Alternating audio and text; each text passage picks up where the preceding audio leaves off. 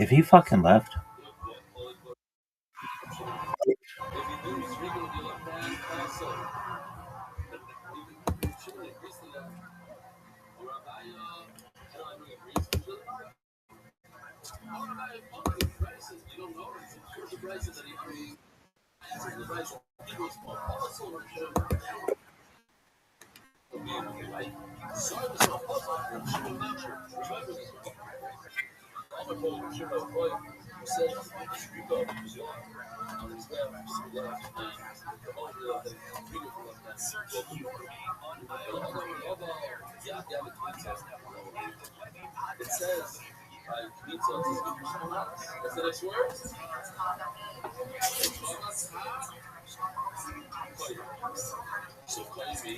Zoot.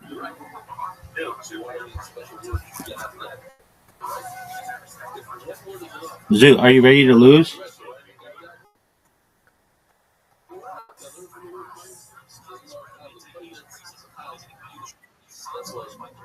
Are you fucking serious?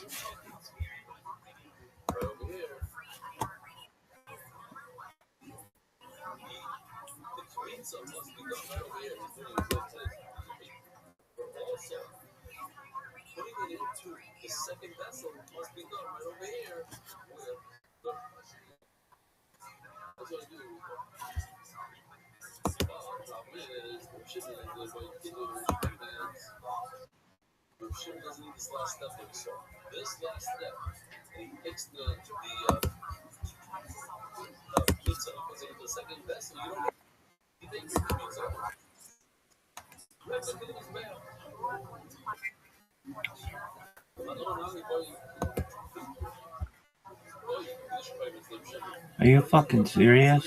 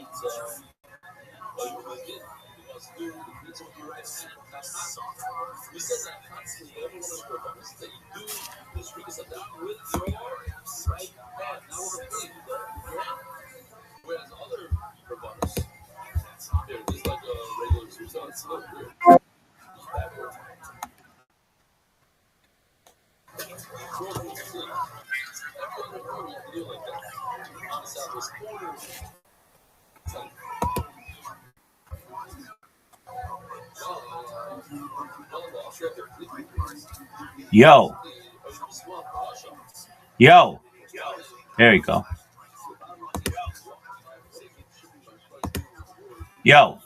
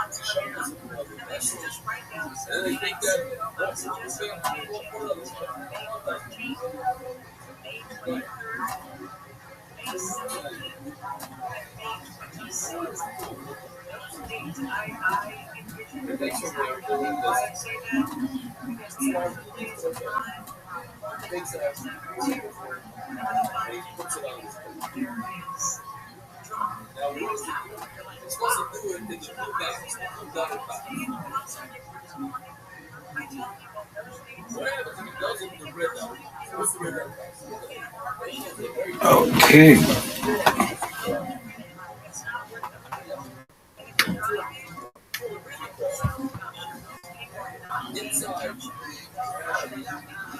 So I posted on their timeline. I was like, do you host cow milkings? And they were like, no, only beef cows. And I'm like, well, what does that mean? And they're like, they didn't say anything, but my friend Phil commented. Zoo, like, why are you such a bad friend? Dude, I told you to wait 2 minutes and then you fucking left. No, you left for more than that. You didn't even say, hey, I've got to go. I'll be right back. There was nothing like that. You're a shitty communicator. I don't know. That's a good question. Anything weird happened to you in your childhood? I think I had a different childhood. There was a strict Hold on. upbringing. Grew up under no bridge. No pops. I mean, trailer when I was a baby, but that wasn't, trailer babies are fun. Did you guys, I know you were...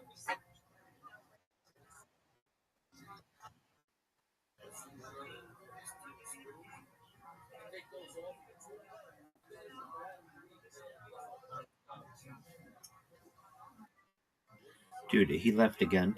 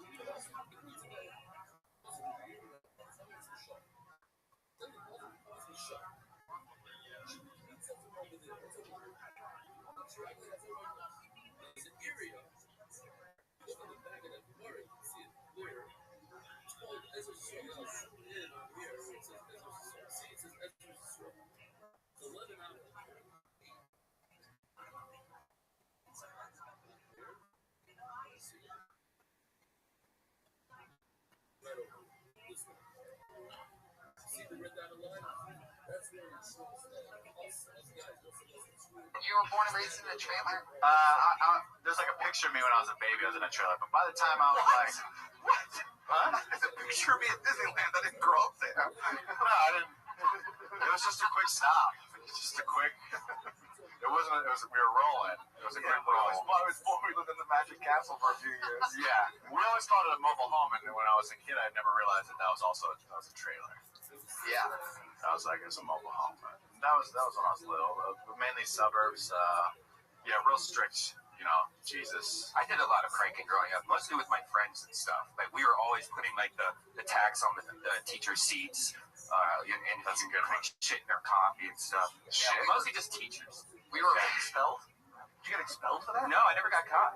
Shit in someone's coffee? No, not shit. Oh. You went 0 to 60 right there. It's quite the prank. You came on your teacher's faces without them knowing. I feel like it was. We raped a teacher in high school. That was hilarious.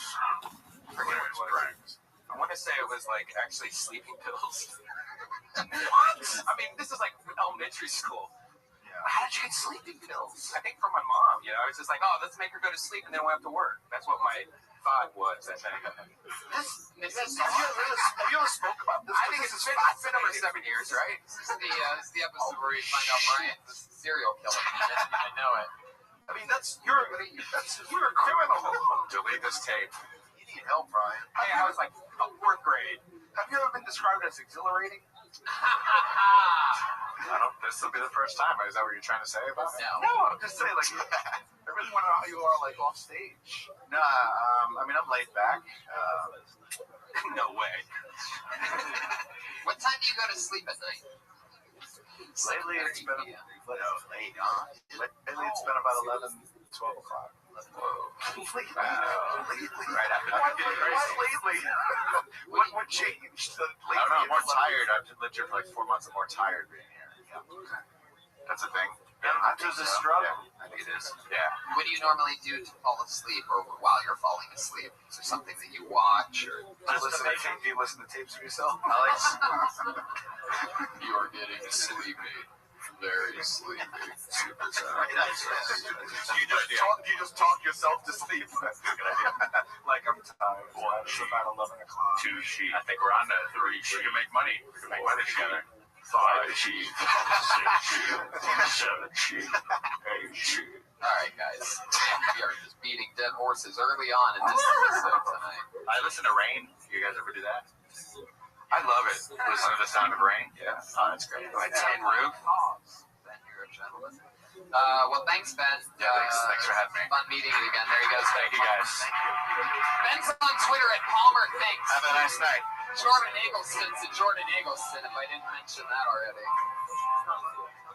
If we could get this podcast to be lower energies, that would be great, everybody. I know. You listen to Thanks, Super Jeremiah. It totally wasn't going to happen if you didn't mention that. Put your hands together for Brian Riley, everybody. Here we go. Brian Riley.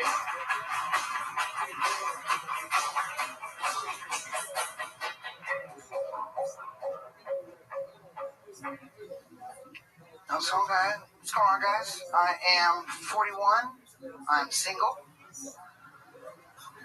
I've been a lot of that on the fact that I worked at Olive Garden for an extremely long time in my adult life, though.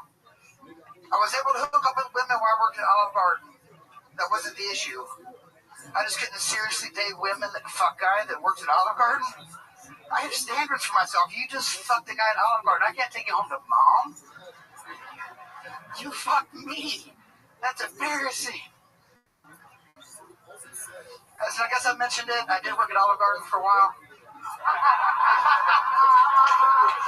Funniest day at Olive Garden, there was a wedding reception. At Olive Garden, the bride, the groom, the tux, the gown, 43 people to celebrate this union.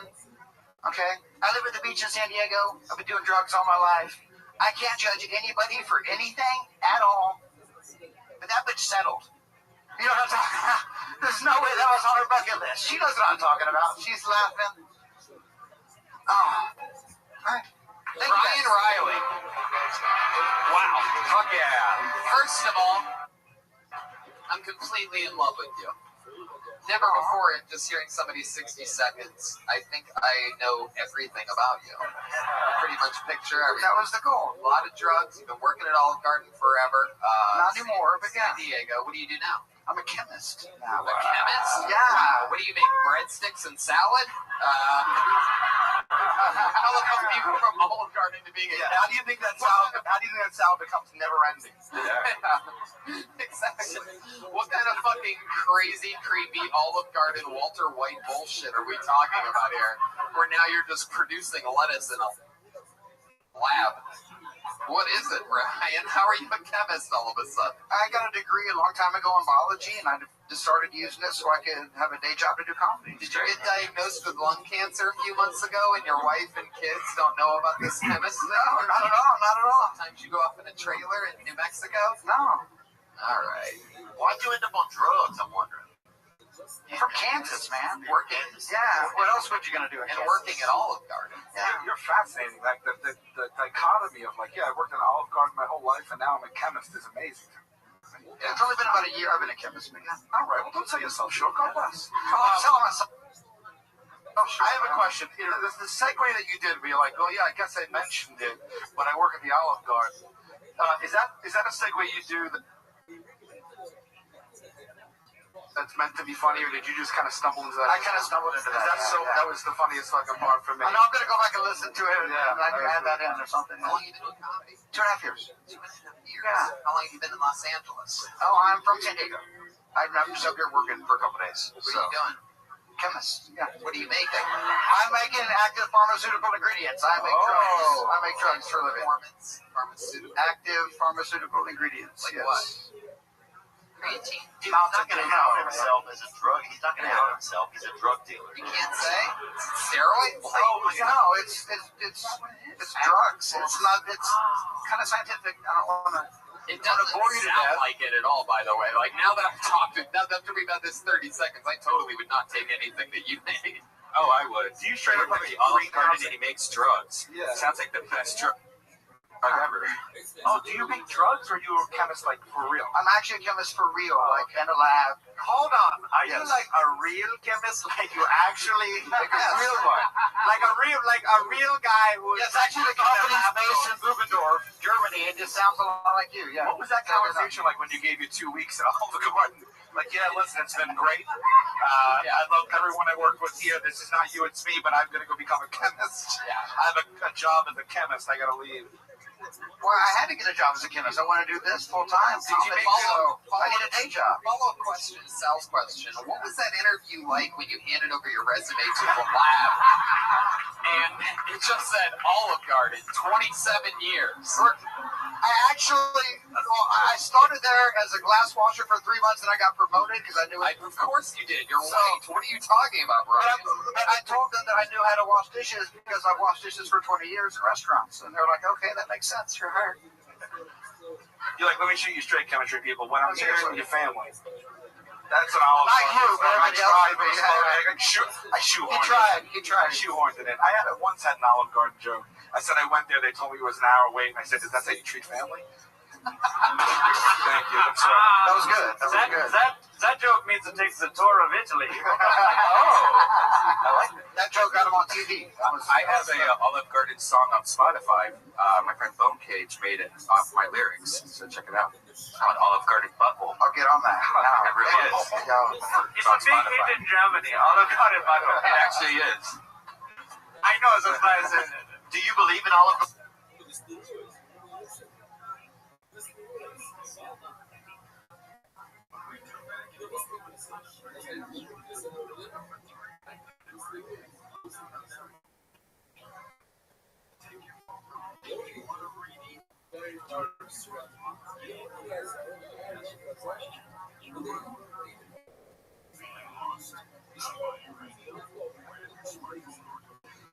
Do you believe that they have good food? Do you believe in? Oh, fuck no. You know. Fuck no. You didn't get a little bit hooked there? There's not some things that you go back for? That's Alfredo dipping sauce in the breadsticks. What's the most... No woman should ever fuck a guy that takes him to Olive Garden. Okay, not gonna just PSA. Okay. You say that, You shouldn't. You should never. Have you taken a woman to Olive Garden? Everyone in this audience has done that. I've been there, and I won't shit on it. I mean, I get what people do, but I've had a good meal there. I brought my grandmother once. see, She wanted to go. On Mother's. so much Olive Garden. Enough with this bread shit. Yeah. Bread shtick? I was excited about that. Do you ever steal some crayons? Brian, you say that you're single. How long have you been single for? About 6 years. You been dating? You on any of the dating? Yeah. Well, I mean, I was a bartender while I waited tables during the day, bartended at night. Where'd you bartend at? Down in Vista, North County, San Diego. Another Olive Garden. Olive Garden. It was not an Olive Garden, no. Lady with an attitude. No. Are you listening? The Vista Olive Garden. You waited tables in the day at one Olive Garden, bartended at the other. Yeah. Fucking. Just but like I said, I just had to get a day job to be able to try comedy. So. In the last 6 years, have you felt at all like you might have found love at any time, but it didn't work out, or? Yeah, a couple times. I lived in Galveston, Texas for a while. Oh, then that. You're shaking your head like you don't want to marry anybody, woman that lives in Galveston, Texas. Oh, so what about someone that works at the Olive Garden in Galveston? Just fucking murder There's them. no Olive Garden in Galveston. It's a classy island. You're very picky, Brian. You should. I am. I ain't gonna lie. You could. He's a chemist. I'm Big 41. dick. What are you going to do? Is that true? Do you have a big dick? How does Jeremiah know that? Did you say that at some point? I can see it. We made eye contact. You can see it in his back. I didn't touch this. My bad. He's got a little tail back there. That's what I thought. I thought it was an extended version, right? Don't just how big. It's like a real lad, or it's a poo. Is that the breadstick in your pocket, or you're just having to see them? It's the best German I could do. Sorry. I like it, man. I think it's great that I think it's like the American dream. You can go from working at an Olive Garden to being a chemist somewhere. Yeah, living at the beach, it's fun. Yeah. Yeah, to being a freelance chemist, dude. That's fucking great, dude. I'm a chemist.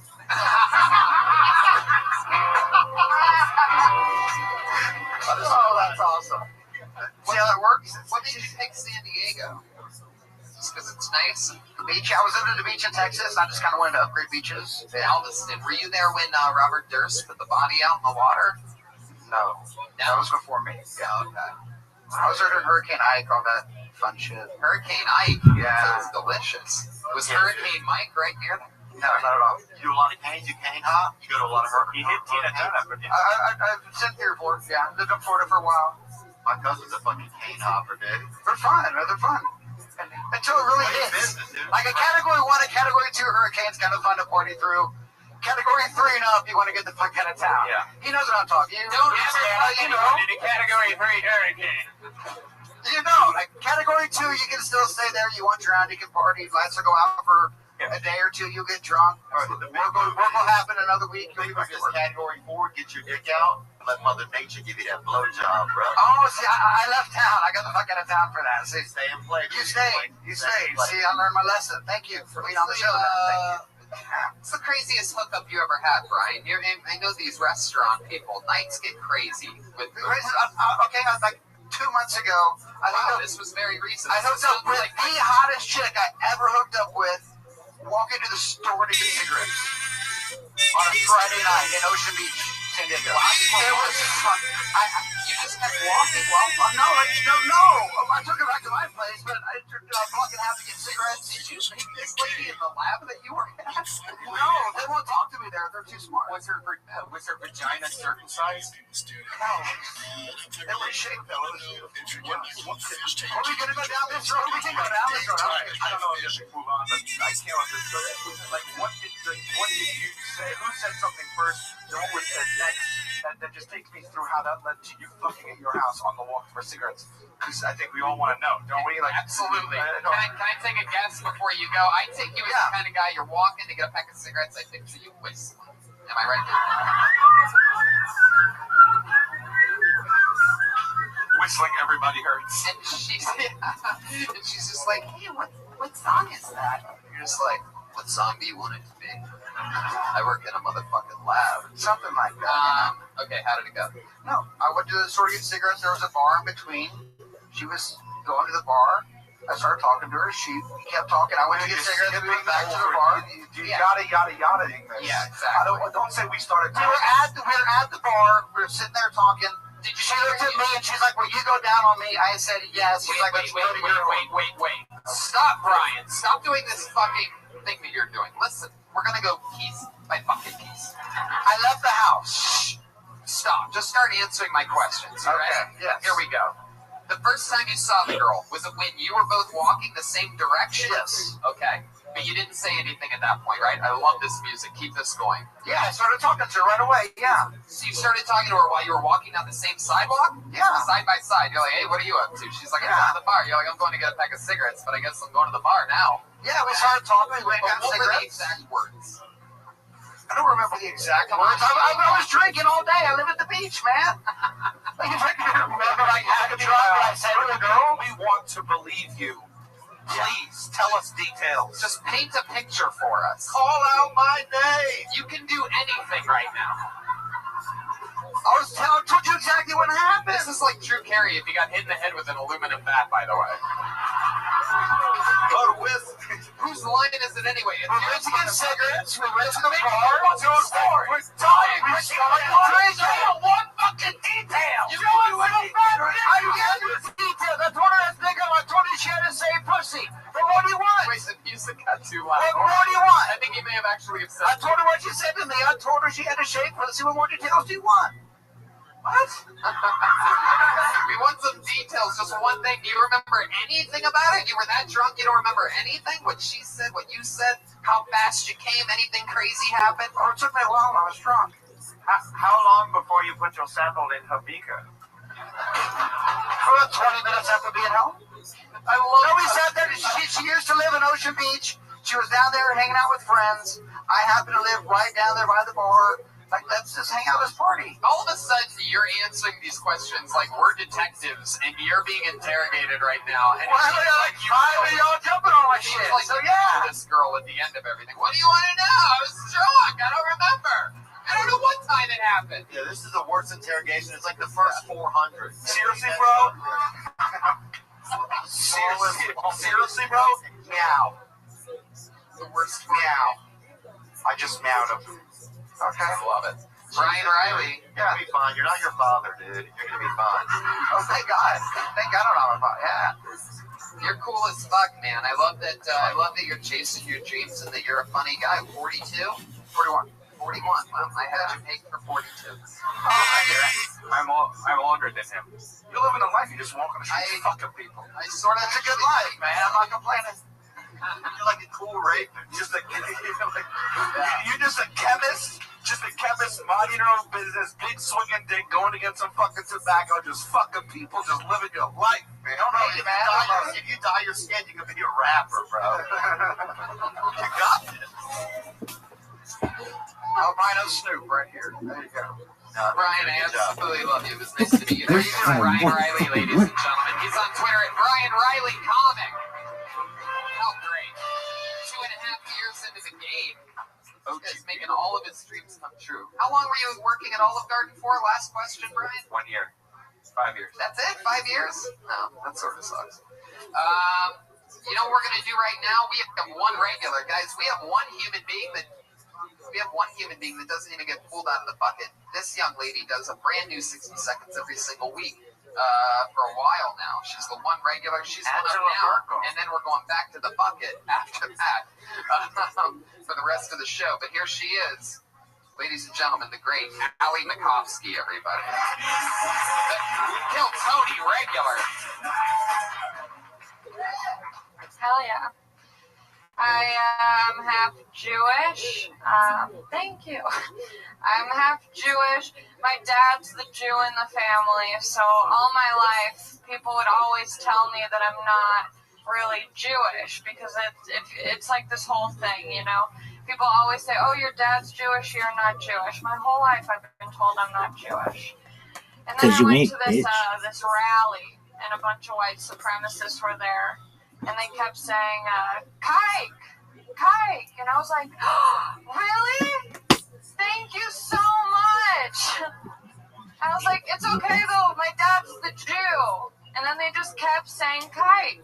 It was great. I was like, I went to this protest against white supremacists, and I finally got the validation that I wanted. This is why I stick to talking about my pussy, because I didn't go to college. Okay. I think you actually I think you have something great there. I just think it needs a little bit of proper setup. Sure, yeah.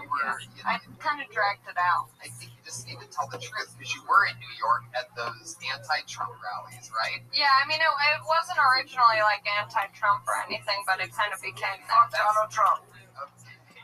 Jesus Christ, man. Fuck him in his face. I hope he gets assassinated. Oh my God. Wow, there's just no filter at all over there tonight, huh? It's just... Okay. That cannot become a thing. That can't be a thing. Kike! Sorry, I got caught up. I'm now looking at an Thank you. entire Trump soundboard, and it is the worst thing I've ever wanted to see on this show.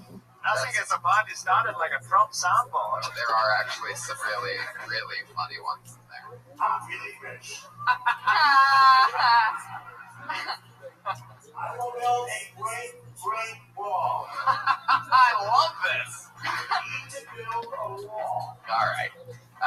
So, Allie, you went to New York City. Yeah. You went to the rally. And were they really just yelling "Hike" over and over again? Like, Yeah. walking by. What kind of super Well, Jew was walking the by? thing was, I was there, and they were saying like, they kept saying kike stuff, and I was like, I don't think I look that Jewish, but I was also so flattered. Like, You want to be Jewish? no, it's not that. It's just that people always say that I'm not, and so then finally I was like, How do you look Jewish? you look like my dad, maybe. You can pass for German. What? You can pass for Thank German. you. German? yeah. Sal said it just a second ago. Okay. It's interesting, yeah, and I think you also need to set up, because I don't know if everybody knows about the dad. Like, you almost said it, like they say, I can't remember. Maybe I how should have you said explained it more. That like, Yeah. okay. You sort of covered it twice, but you didn't really say it. You didn't Yeah. say, they say that you're not Jewish if only your dad's Jewish. You said, my dad's Jewish, but my mom's not, so they, Yeah. it's sort of not clear. Sure. For the, the layman folk. Like, I understand it completely, but these peasants out here, I mean, they have no idea. Yeah. I have a ton of Jewish friends. Oh my God, that is the worst. But yet I sort of want to.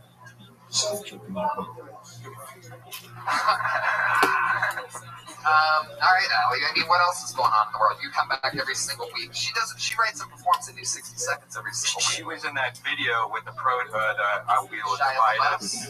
Remember the Divide Shia us. LaBeouf? Oh, yeah, when the guy shouted, he was like, oh. Remember the girl that looks like she's hypnotized with her hand up? Yeah, that's right. That's Viva la Divide Us. Oh, yeah. That was a cat. Oh, wow. You'll never live it down. Oh, Did you know that was Good Morning America's camera? Yeah. You were looking right at it. You live and you learn. No, I don't. I always make the same mistakes. Well, I love it. You're dressed like you're about to go film Home Alone 3 with all female cast. You look like you're one of the new wet bandits. I'm so comfortable. I'm a sticky bandit. You're Marv's daughter. Home Alone 5. Great idea. That is. That Hey, maybe. man, have you seen Family Man? I love Family Man. Oh, this Nicolas Cage great film. It's good, isn't it? Yeah, very nice. We got a house in Jersey at the end. I love it. She's sharing. Wow. I love it, dude. You don't like it? You've seen it. No, I'm too young. That's my excuse for everything. How old are you? Have you seen I'm some- 21. Oh, you are? Wow, you really are? Yeah. You grow up and watch it. Okay. Do you Snapchat a lot? I do. I'm always on Snapchat. What's your favorite filter? I like to use multiple filters. It depends. If I'm wearing a lot of makeup, I just like to use the brighter one, so it really like highlights my face. But if I'm looking rough, black and white. This terrible question. Have you been asked that 100 times? Asked You have out? such a prepared answer for that. Yeah, I'm like the fucking queen of Snapchat. Wow. That's a bold statement. I am. Pay Snapchat that you can pay to see some sexy. Yeah, I don't do that. But if I get really desperate. The queen of Snapchat. You know what they say? Jews run all of social media. Half juice. There you go. HJs, huh? Boom. All right, the great Allie Makovsky doing Okay, another bye. brand new minute. There she goes. We love her. This sweet little Kill Tony Frankenstein every single week. She's on Twitter at Allie Makovsky, right? Allie Makovsky. So it's Allie Makovsky. She had Why did she have to change? Somebody bumped her off of her own name. Oh, Mrs. You bring that up now? You're in the shadows. I would have talked to you for a half hour about that. Yeah, what the fuck? They divided you. I was just gonna say, it seems as though he did divide us. Ooh, I always love it when the name is written in Sharpie instead of pen. Put your hands together for Will Leach.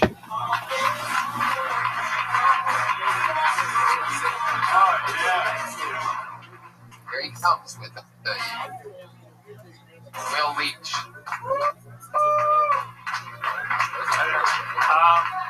I think what we need now more than ever is some honesty. I wish on the flight I was in on yesterday, the airline would have been a little more truthful and said, keep your seatbelt on at all times. There's no way that thin fabric will prevent your death in the event of a crash, but it'd be a big help to us. If we could match your carcass to the passenger manifesto, it'd be much easier if you were roughly where we started you. Floor lighting will illuminate the cabin, so the rescue workers can find your charred remains that they will remove through 6 exits, 2 in front, 2 in the mid, 2 in the rear. Likely by way of a slide, gentlemen.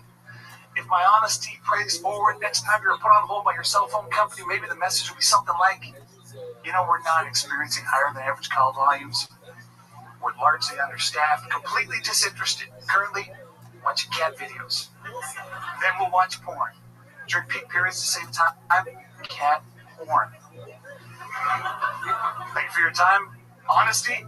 I love you, Tony. I'm not sure about that jacket. Thank you so much, Will Leach. I fucking love you. I don't know who you don't know about my jacket? Will, I love you. I love your style. How many years did you work at Olive Garden? I love that cat shirt also. Let me see it. Let's see it. If it was going worse than it was, I was going to do this to gain some sympathy. It's a cat playing a banjo. Yes. Wow. Oh, I like the I'm sorry. Whose jacket did you criticize? Exactly. That was one. Meow, meow, meow, meow, meow, meow, meow, meow. Okay, Will, let's get into That is the lightest jacket, too, I've ever seen. I'm going to say that. Is that definitely a jacket? I think he looks like he works at a van store. It's a white unmarked van store. yes. Stop this man! I don't even want you guys. Patty Reagan. I don't even want you guys to laugh. He doesn't want us to laugh. I love that. You're so Candy. cool. You're such a rock star. How come you don't say that after all the things that didn't get a laugh that you didn't want to? The only time Tony's made me laugh off stage is when he says we should hang out more. Did you just turn into Triumph the insult comic? The only day in the dunya. Can I get some horse of truth? Will, okay, stick with me here, Will. How long you been doing stand-up? 60 seconds. That's your first time on stage. First time. Come on, let's get your hands together for Will. There you go. That's what I love. That's amazing. I love that. What made you want to start doing stand-up? Loved it my whole life. 20 years ago, saw a little open mic in Vancouver. Underage, underweight Seth Rogen was one of the guys doing it. Wow. I said to my girlfriend, now my wife, and said, one day I want to do that. I'm coming to LA. She goes, you should do this. How are you so comfortable? How are you so comfortable on stage? When she said one day I want to do that, she was out talking about having sex with Joe Rogan. So, anyways, how you seem so comfortable on stage? You have to have been on stage before. Have you done public speaking? Or I'm an insurance broker. Oh, okay. And I do sales training for insurance guys. Do you also insult people when you're done with that? I typically do it while I'm doing that, yeah. See, your insurance is broken. Why don't you fix it? German, That's my boyfriend. Oh my god. So, how much material have you written? Have you written like 5 minutes? Have you written 3? Or is that it? I would have written probably about 3, cut it down to 1 for this, but this is literally the impetus to give it a shot. It was an amazing bit. It was an amazing bit. I think you would have gotten like 800% more laughs if you would have slowed down 30%. Yeah. You almost seemed like too normal, and you almost seemed too comfortable, if that makes sense, instead of somebody sort of performing. It's that, like, you Totally makes sense, yeah. You could have used 10% of boring Ben Palmer earlier. You know what I mean? Just slowed it down a little bit. Cool. But I loved it. But you seemed like the temp. I guess what I'm saying is like the tone of that morbid yet completely accurate airplane bit is a little bit more evil than your, another way. Your charred bodies getting pulled out of the 6 exits. You know what I mean? Sure, yeah. Awesome. Did that come from you do insurance? Did that come kind of from that vibe, that main thought? Yeah, I mean, it's typically not a great topic, talking about how you might drop the next day and should buy something to take care of your family. So a little levity in the situation, I think, helps that out. Yeah. And how long? Polished. Yeah. Yeah. And how long have you been a stepdad?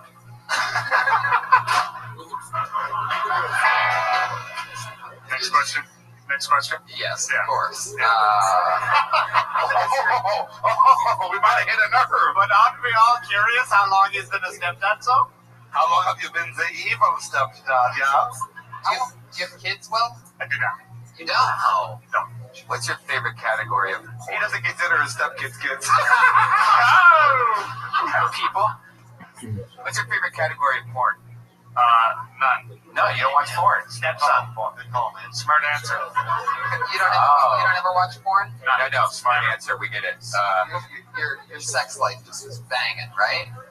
Well, Making love. Absolutely. Next question. Next question. He's flying through these questions like Trump at a CNN festival. You're like Michael Dukakis. That's an old reference, but he doesn't recall. Yeah. Michael Dukakis. I hope he gets assassinated. So, I used to lift weights with David Duke, dude. what? I did. Swear to God, we shared a back bench when I was growing up. Really? Yeah, we used to go do chest a lot. You talk about that in your stand-up? You are the funniest person I've ever met in my fucking life. Isn't that when I say, did you think I have a bad hoodie? You really lifted weights with David Dude, Duke? he's a nice guy. I mean, overall, I didn't get into any of his practices. Did your muscles burn like a cross afterwards? What do you mean? Oh, how funny? That's your reality, and you have not spoken about that on stage? Yeah, there's something like around. Kidding me? That's God crazy. damn, you have some stuff to dig into. Seemed like I'm not gonna. Everybody's gonna judge him, but I mean, at the time he was, non-practicing, and Soft lips. yeah, he just seemed pretty casual and liked to hit the gym. I liked to hit the gym. He was dating this pretty girl that worked at the seafood restaurant while I was working. Oh yeah. Nobody Daisy. How does Jeff Garcia Daisy fucking play y'all's band? That's what I want to know. I regret all of this. All right, I'm sitting down. But anyway, man, I applaud you that you wanted to do this and you came back. Joel Jimenez comes out from behind the drums to do one joke, waits a few seconds, but doesn't quite wait just long enough. I love it. Just letting the podcast listen. So what don't you like about his jacket? Whose jacket were you making fun of? Mine. You said, I love you, Tony, but I don't know about that jacket. But when you said that jacket, we noticed that you actually looked at it south. Because it seems like you have a queer eye for a straight guy.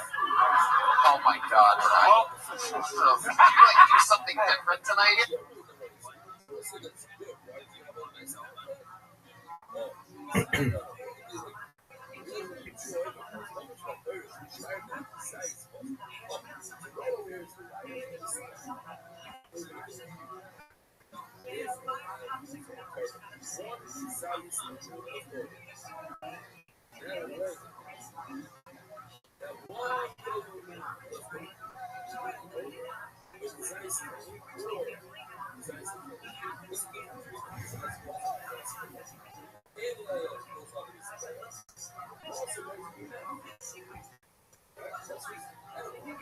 Non-smoke pot? Dude, You didn't smoke pot. I'm wearing my hat. Is that what it I is? usually can't see as much. This is like earth tone. But my plan was to finish with, I was going to say, but if going in the theme of honesty, but you jumped the cue earlier, I was going to say, if you could let my wife know that was about 13 minutes would be awesome. But you did the exact same joke about 20 minutes ago. So I just made fun of your jacket. Pretty much is what happened there. Yeah. I don't mind a good ribbing. Like I love that too. But the thing is, I don't think that It's a great jacket. Yeah, that's why I didn't really play. Just a shot because If it was like a bad jacket, it would have probably played. It's called Lovely. I just want to say, Will, that I absolutely, Sorry, Brian. I think you're love here still. what's going on over there. Brian and I got an argument. I'm sorry. Now we're good. Dude, you're a real piece of shit, dude. It really is. There's like 7 different things. I'm serious. I'm warning you right now. If you just come and leave and come and leave and come and leave, I will ban you. I won't ban you, but I will boot you for a given number of days. You need to be a better communicator in here. Whenever you come in, you need to listen to me. Okay? Whenever you come in here and you're like, you leave, I do a lot of things that I have to stop in order to play with you. And the fact that you don't respect that or respect my time is not just hurtful to me, but causes me issues. So I'm making you aware right now. If you're going to leave, you need to say, I need to go, and I'm going to leave. If you just leave randomly, then you're going to find yourself unable to join the server for a day. You do it again, it'll be 3 days. Okay? Do you understand? Then you can say, Rabbi, my house caught fire. I've got to go. And I will totally be understanding of that. But the whole thing of you bullshitting, coming in for a second, being like, yeah, I'll play, and then leaving, and then coming back, and then, like, I am doing things, and you cause me, like, okay, I will take time for you to play. But then once I do what I have to do, and, like, turn off podcasts and stop my computer and all kinds of other things, and you leave, it's very bothersome.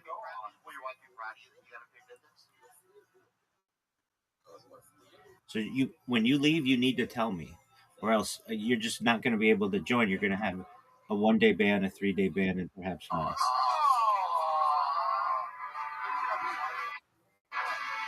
See? Good for you, man. See, Tony? Squirters doing this.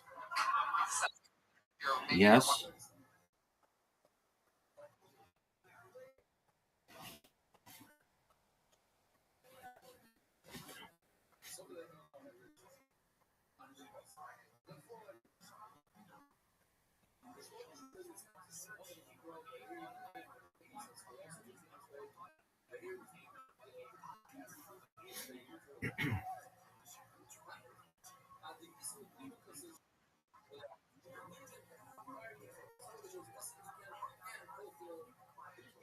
Wants to come up, take a bow. No? What up, big dog? No. I think we're good. I think we're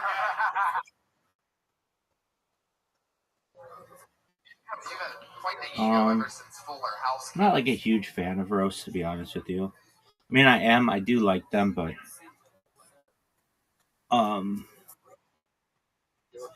okay, yeah, I heard he was going to be. How did he do? I heard he was going to be. How did he do?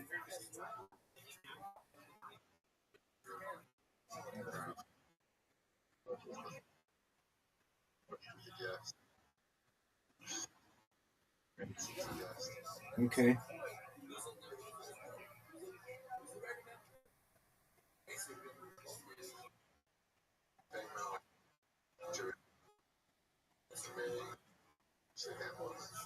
Yes.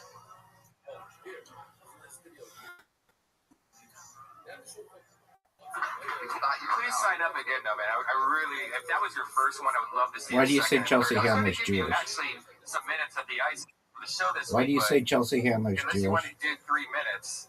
Want to do 3 minutes at the ice? Okay. Oh, 3 minutes, yes.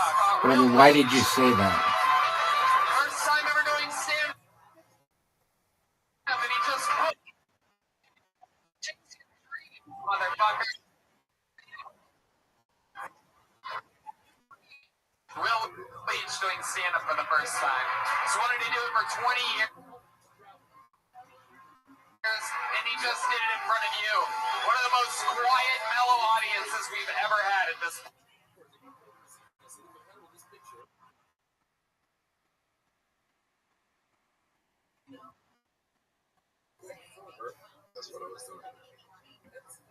All right, I don't consider her. She's only her dad's Jewish. I don't consider her Jewish.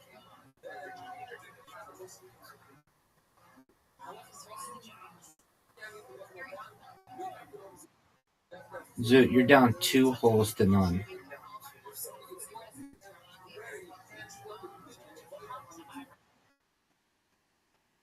That's how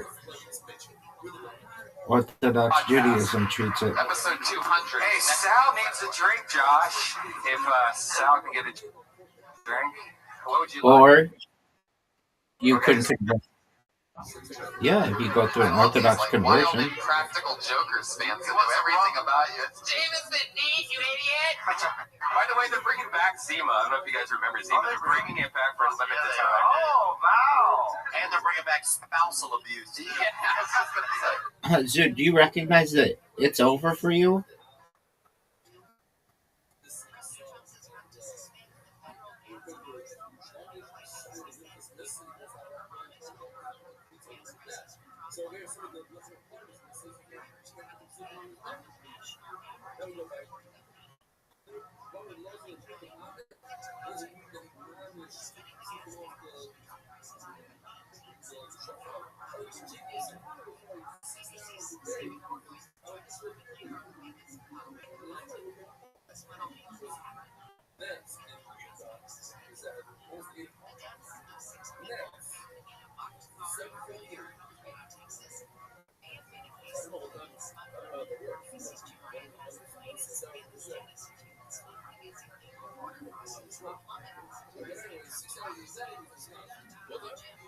To wash it down with.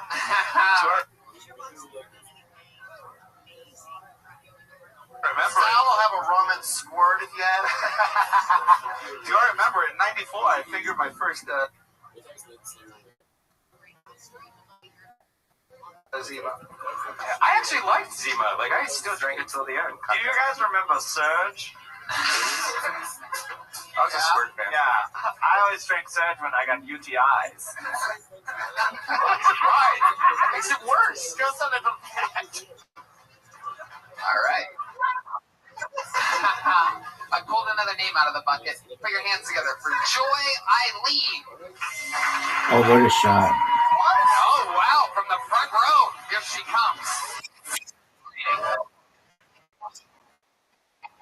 Be another first timer here. That's correct. We don't proselytize. Joy Eileen, everybody. That's correct. We don't So I found proselytize. this new website that I can keep track of my ex-boyfriends. It's called mugshots.com. Anybody heard of it? We feel Yeah, I that didn't hear about it, but I one should actually come to the Googled the guy I religion lost my virginity of their to, own and accord there he and was. not be convinced by somebody else to do it. He was arrested with a cow. That's not something people thinks about me. Don't worry. For a living, I'm actually a massage therapist. But I'm a really bad one because I don't give happy endings. Not that I have morals or anything, just workers' comp. Found that out from a priest. Generally pretty critical of them. In fact, that's how you know you can trust a priest. The ones with the tennis elbow, if they have that band that keeps the tennis elbow better, it's like a chastity belt. You're like, oh, I can trust you with my kid. Joy Eileen. What a great shot. the Yes, show it before. was. Yeah. What did we find out about you there? All right, we'll play bullshit. Anything else that you didn't cover already? No, I'm a massage therapist, romance author. So you did really fuck the cow? You like No. put a finger No, on I'm it? Okay, let me know when you're ready. Jesus Christ. No, you don't do it. You don't do it, and that's not how we do it. Let me know when you're ready. You don't know anybody that's actually doing this. 3, 2, 1, Yes. So go. how long you been a massage therapist for? 10 years. How long you been a stand-up comedy for? A year. How long you owns those Uggs? A year. Wow. Something else. So I feel like you might be a mishmash of a lot of the people that have been on earlier. Let me guess here. You were born and raised in a mobile home. You worked at Olive Garden for a while.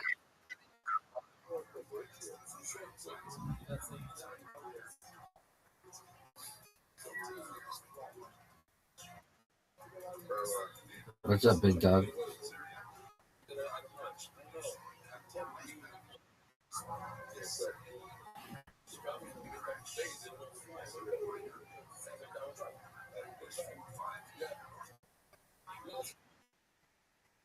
He quit.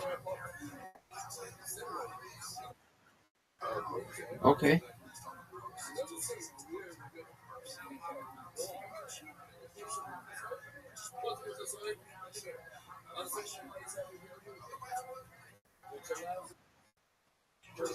Cool story, bro.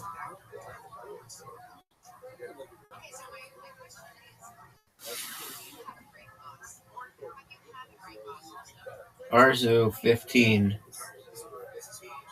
They have 0 wins.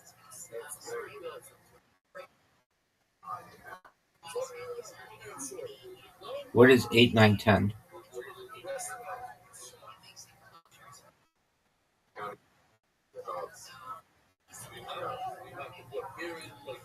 What are you talking about?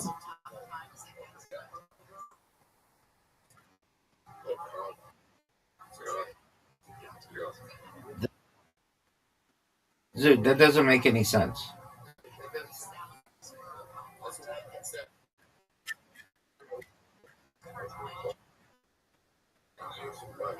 That's not a sentence. That's not English.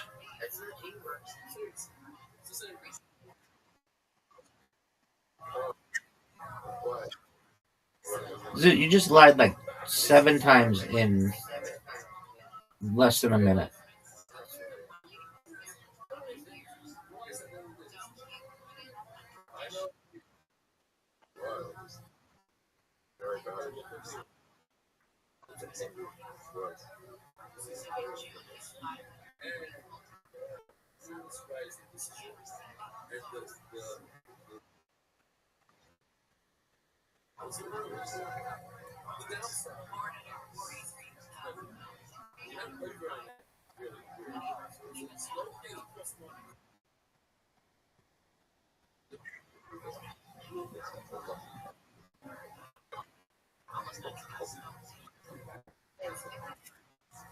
Yeah, big dog.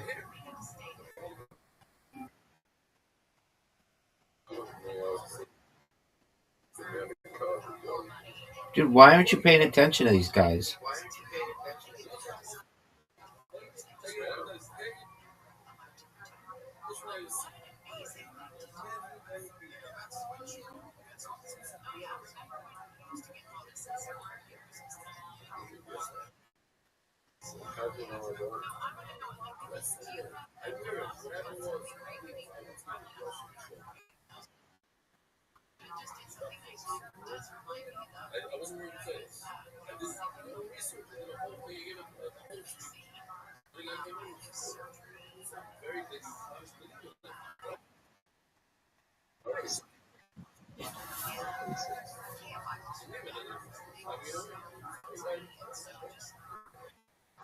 What up, Zoo?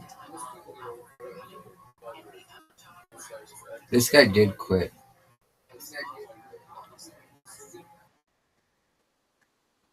No doubt. Word, dog.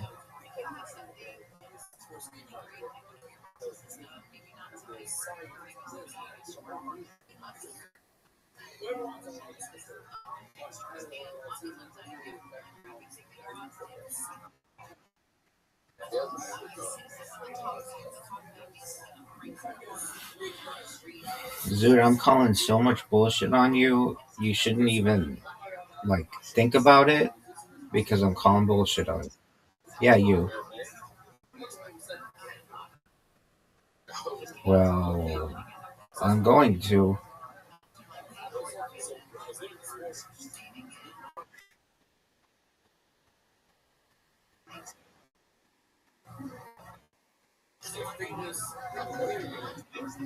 That's garbage. That's garbage, dude. No.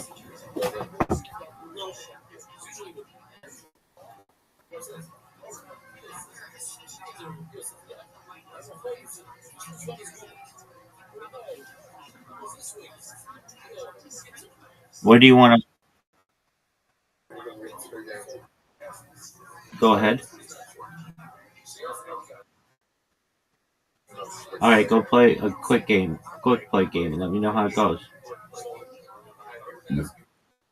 Go play a quick play game of bullshit and let me know how it goes.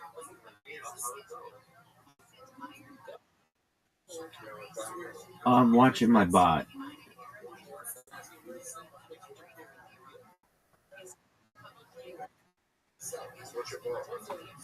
My bot is scraping Spotify pages for people's emails so that I can email them to be on their podcast.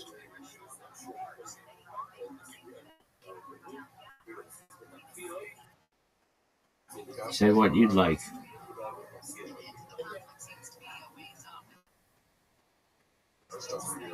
You don't want to be. Okay, well, I'm here. So go play your game.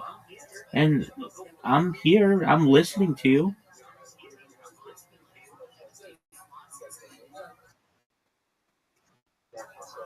Okay. What's going on?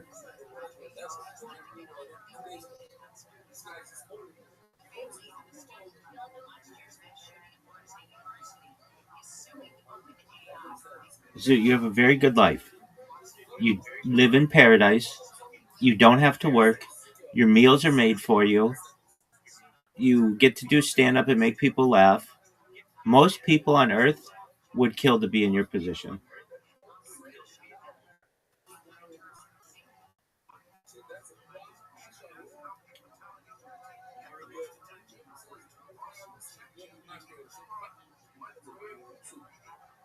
Zoot, are you playing bullshit?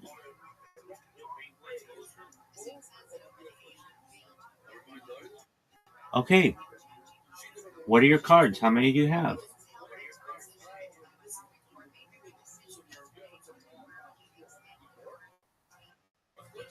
Okay, you've got 10 cards.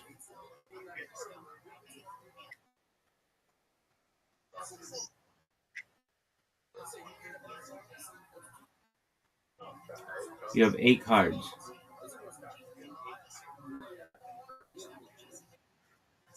That's great.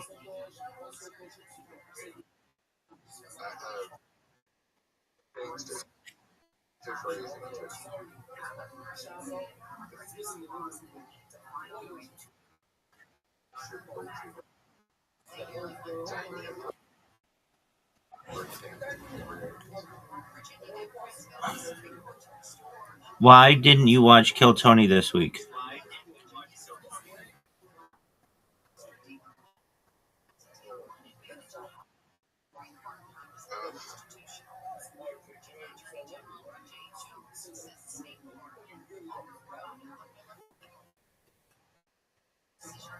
Who, who was on?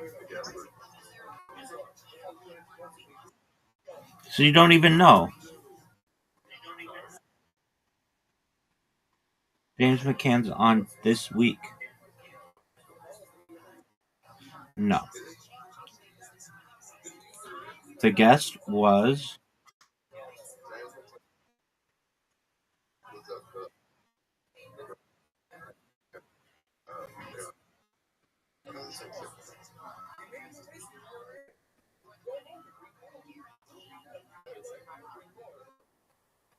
All right, are you ready to find out who was on Kill Tony this week?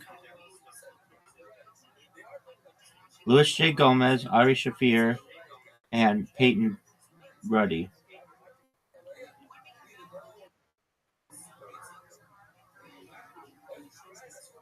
Why don't you know any of them?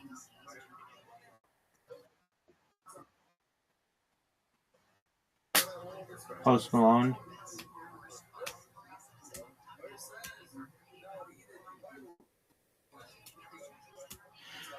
Or Joe Rogan, actually. Joe Rogan's been on a bunch.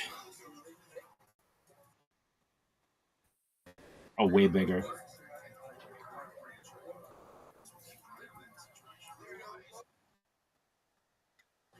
It's not even close.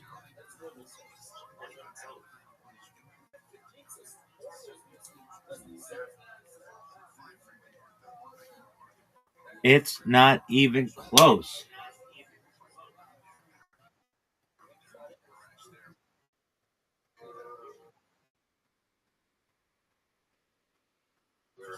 Dude,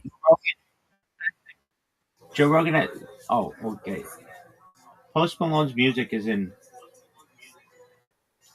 um Post Malone's music is in English.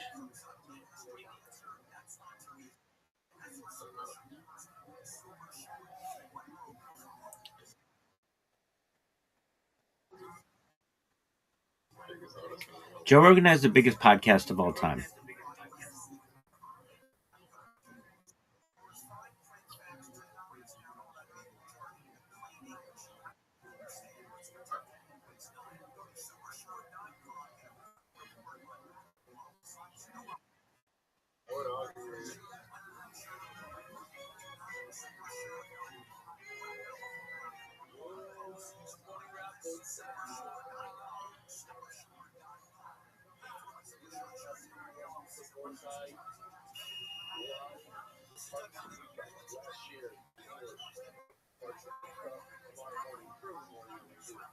What would you argue?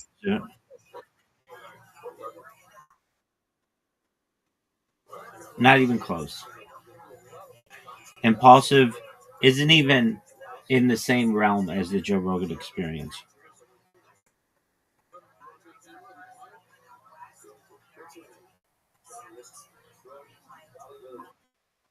What up, Zoot?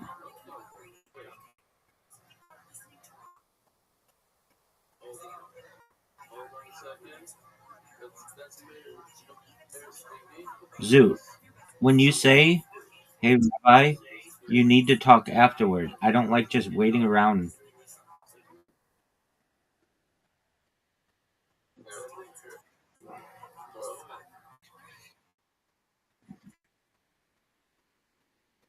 Okay, good. Are you in the middle of a game right now? Okay.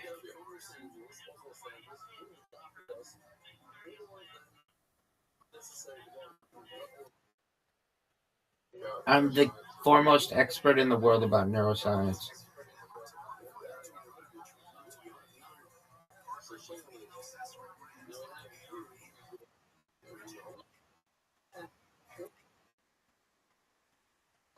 Yeah, I know all the reasons.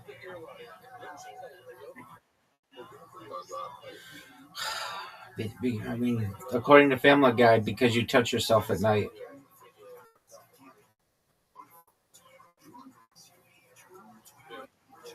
Did you ever see that Family Guy?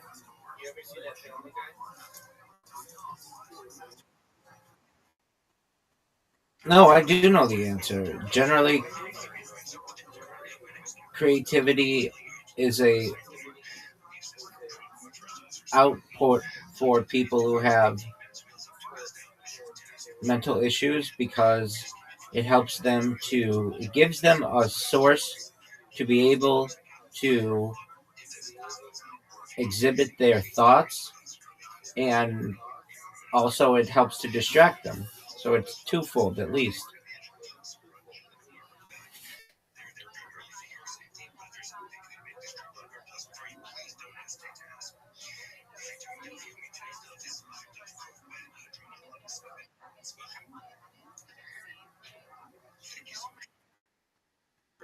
Are you proud of yourself? Are you sure about that? A bank shot in what? Okay, well, tell me when you're done and I'll send you an invite.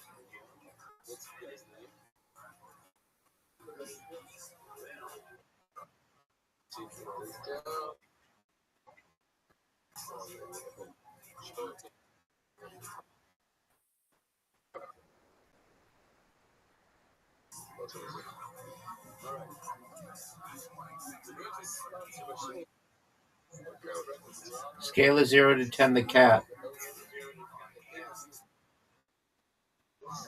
Yeah, the cat. Yeah. Okay, that's cool.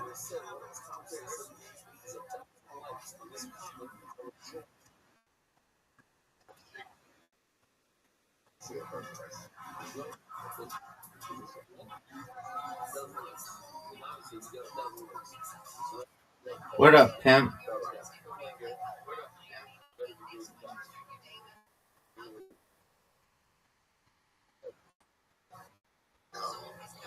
Wait, what happened, big man? What does that mean? Okay, that's no big deal. You go up all the time.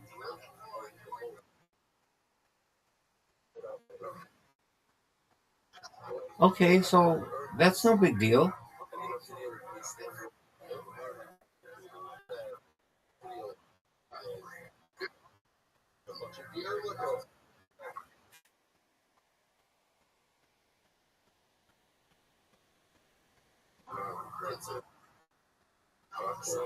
Yeah?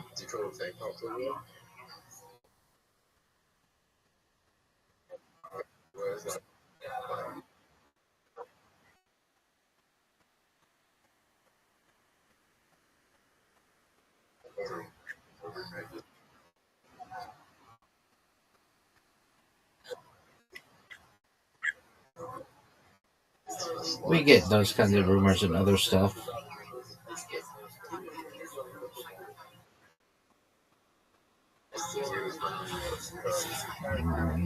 That was fake or that turned out to be true? The fake one, people all the time around October 31st claim that people like put like glass in candy and stuff, but there hasn't ever been a case of that happening. Some parents check, like, parents are like really, um, like parents have checked people's like their kids' candy, and a rumor that's true,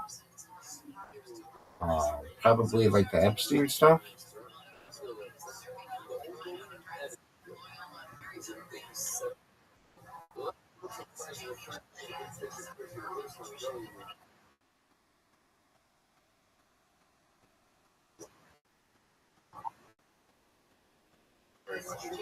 Okay, dog.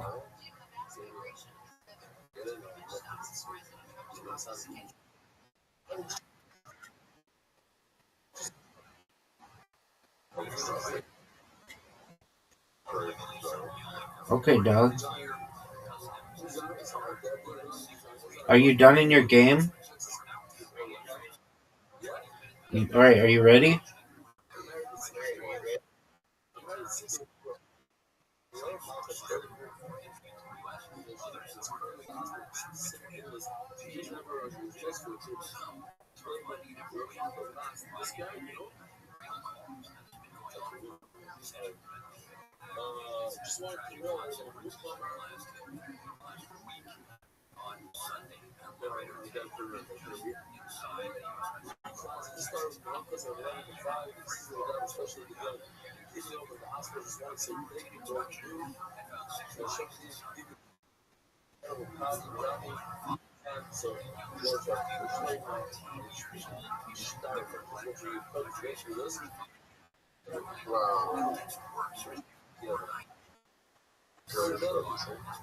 It was good.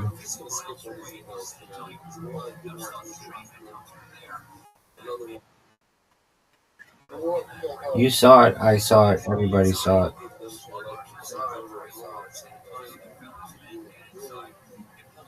What a shot. Oh, that would have been great. Would have been one of the greatest shots in the history of the game.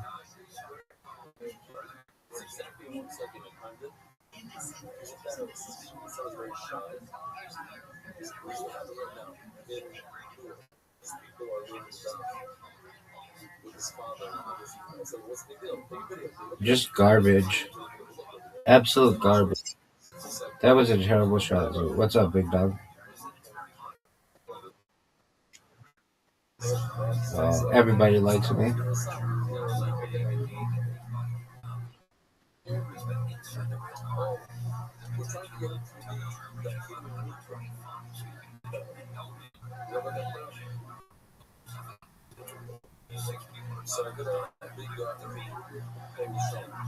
Oh, wow. What a shot.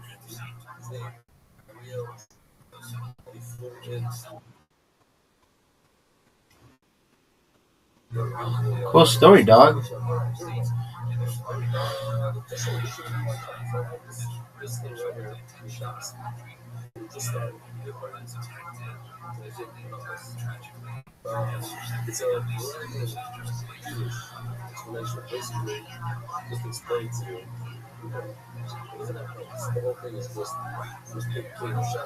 We could end it right here. It would be very difficult, though.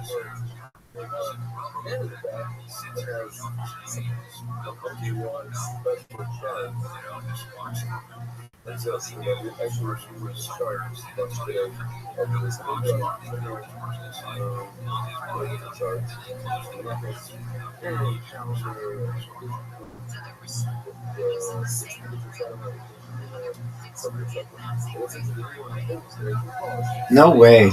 Get out of here. What is Hartley?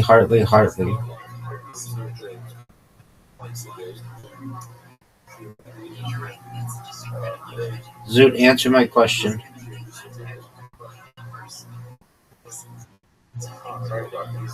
What are you talking about?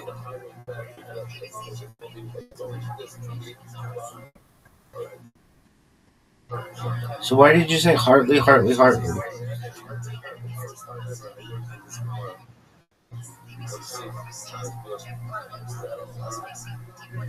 Zoot, when's your next doctor's appointment?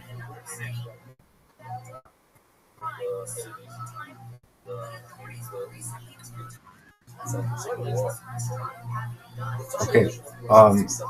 When's your next therapy appointment?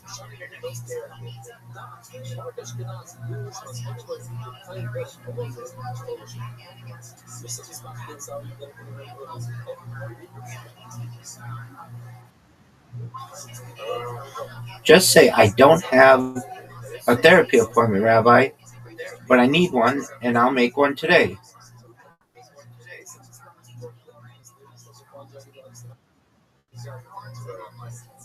Or then tomorrow.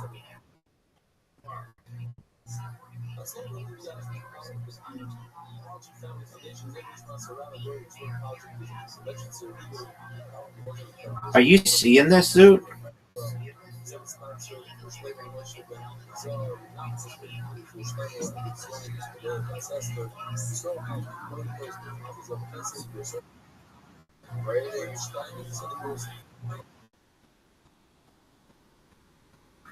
Dude, that's not how it works. You don't go from nothing to the psych ward. You need a therapist.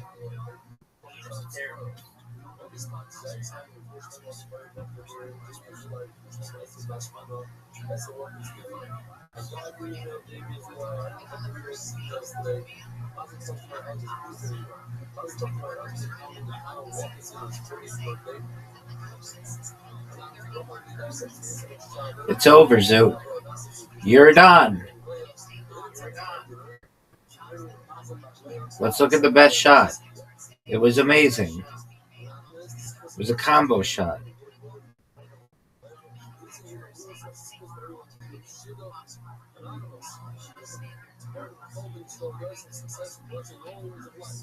Zoot, Zoot, are you gonna make a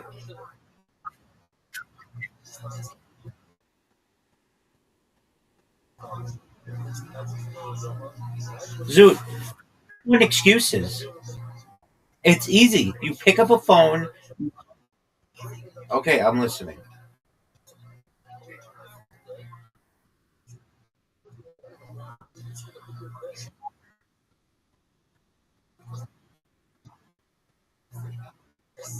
Okay.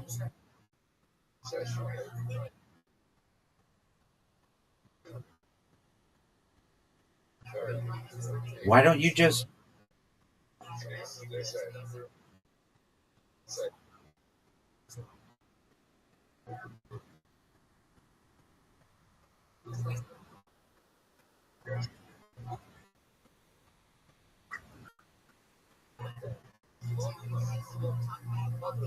okay? Why don't you just why, go ahead?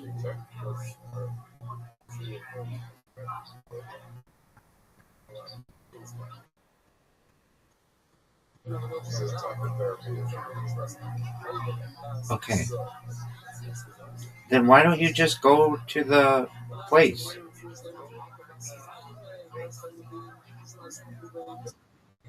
To the Get the help that you need. If you're having dark thoughts, which you're saying you are, you should just go to that place and then they'll give you a therapist.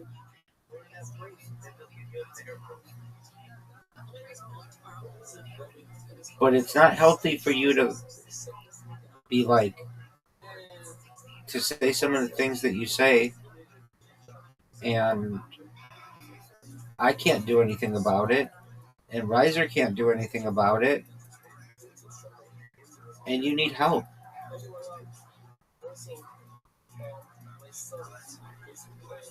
I want you to have a happy life. And whatever medicine they say that you're on, or that you say that you're on, I don't know if you're really on it, but it's not helping. Oh no. Maybe. It's over. It's over, Zoot. Champion. You've got 22, big dog. 26.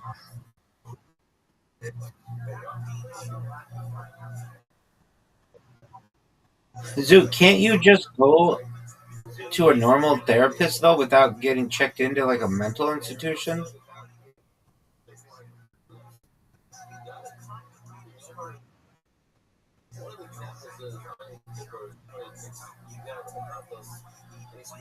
Zoot. Okay, so it's a week and a half. No big deal.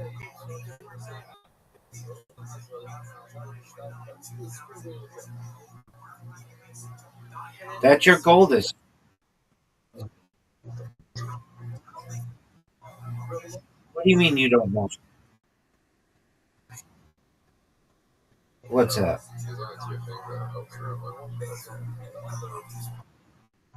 I knew you were going to say that. Okay.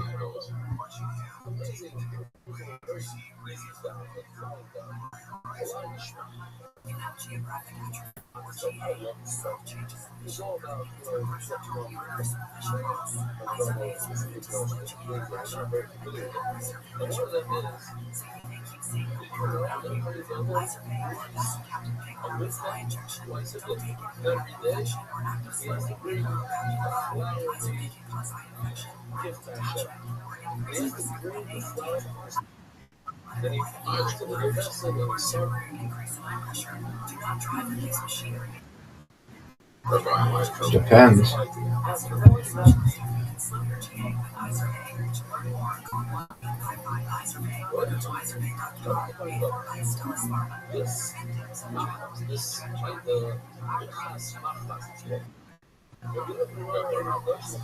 Depends.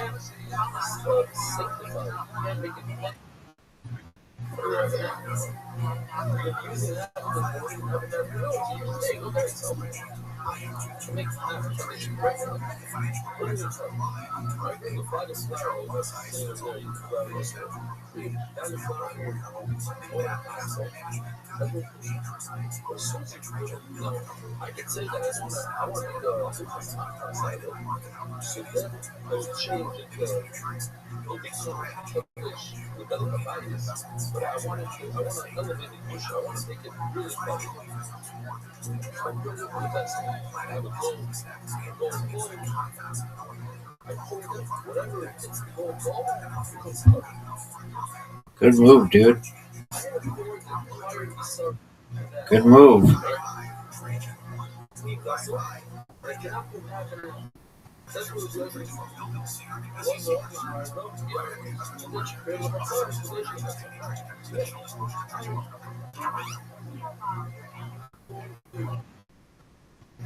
It's over, baby.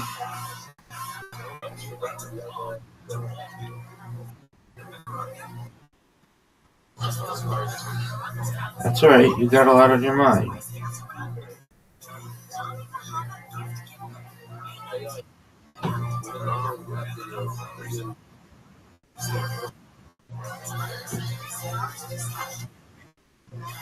Go. Go. You have an invitation.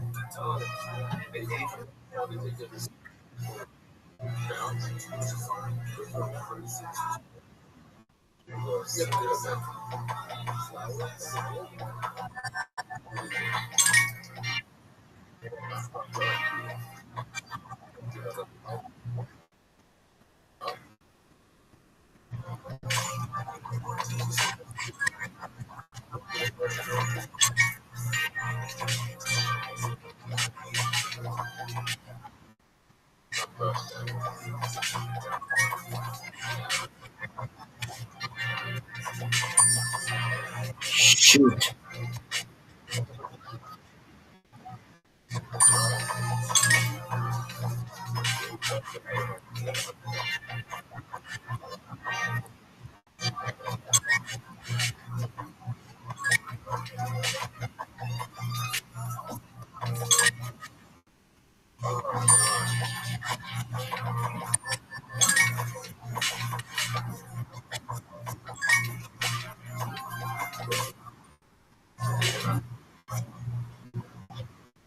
So, you need help.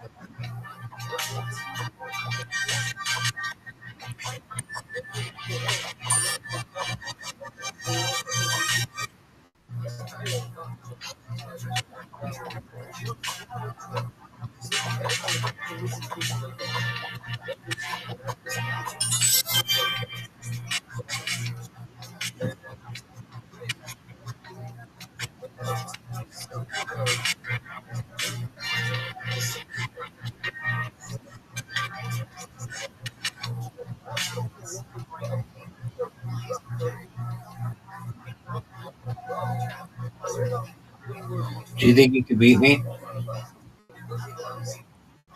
Do you think you can beat me?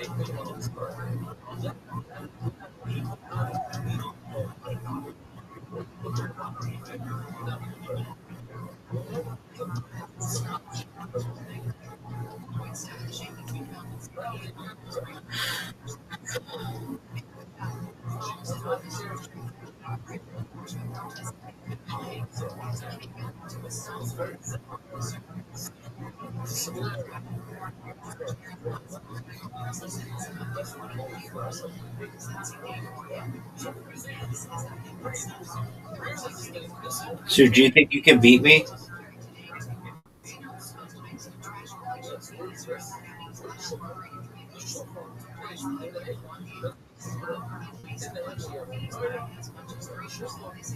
Do you think you can beat me?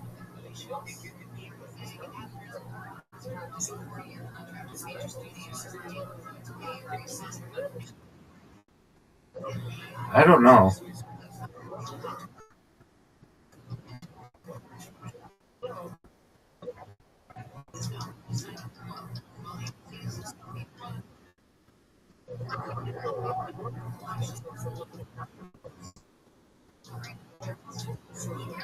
Zoot, slow and steady wins the race, baby.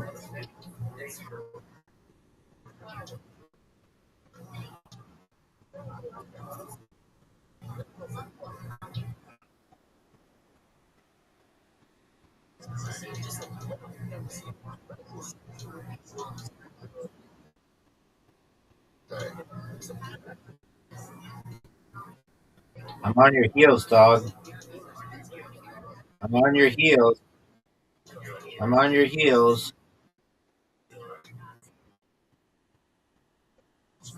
I just made a mistake. I'm here. I'm even with you.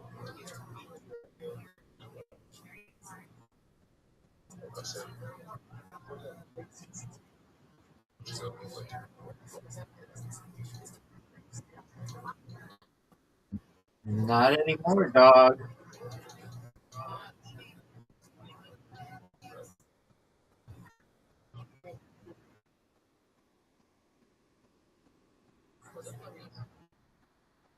Zoot, you came really close.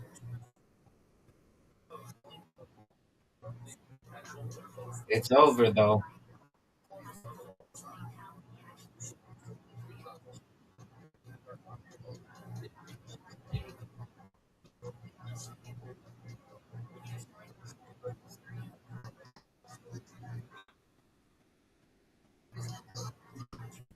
Finish. All right, you ready? You did better that time.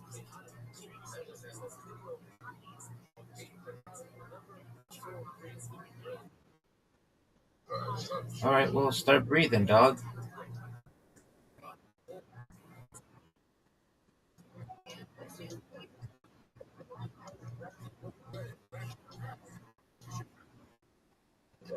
Yes, it is.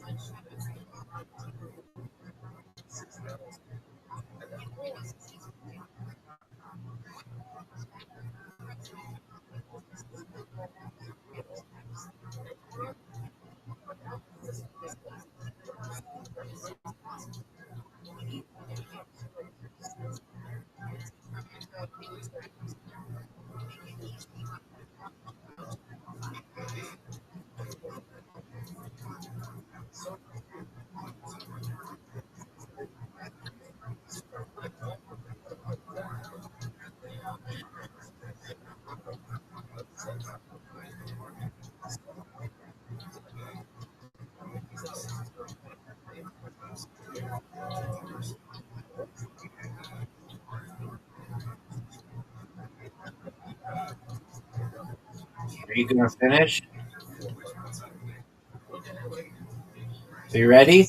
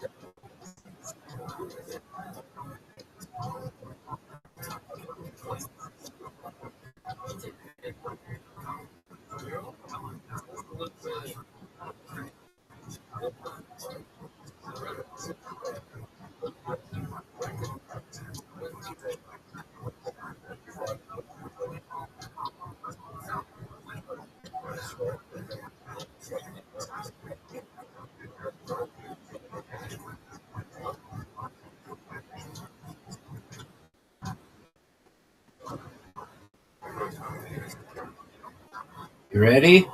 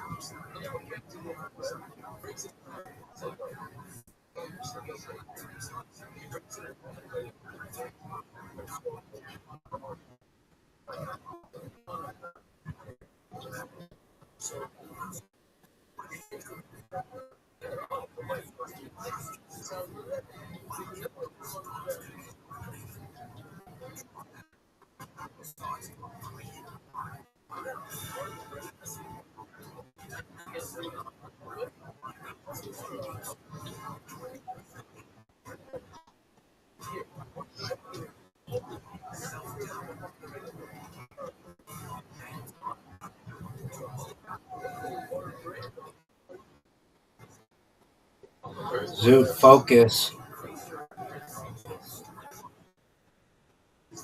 Oh, I'm dominating you, dog. You haven't even challenged me. I'm like twice as far ahead as you are right now.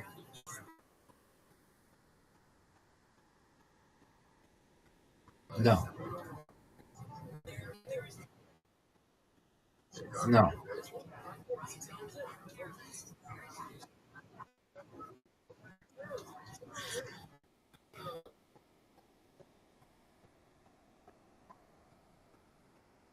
Dude, you haven't even come close to challenging me.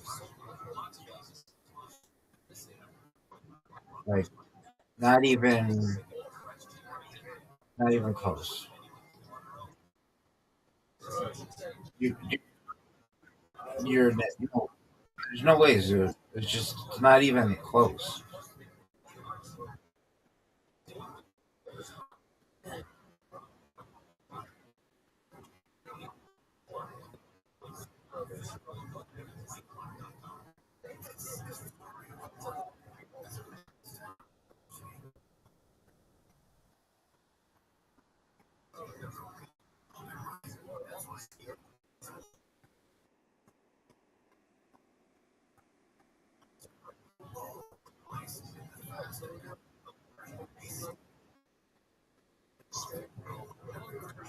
Yet you're still very far back, like extremely far back, like farther back than anybody ever.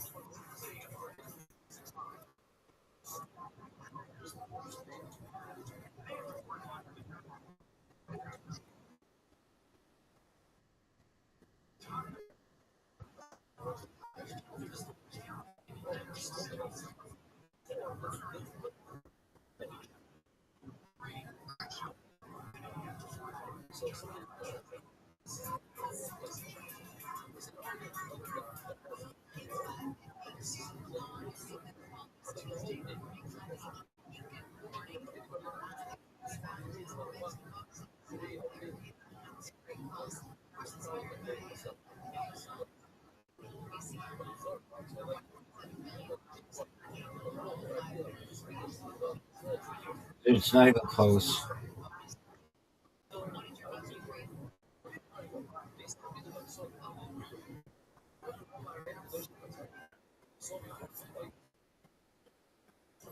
Zoo, we're gonna play 6 players. Go to 6 players in 3, 2, 1, go. Zoo, where were you?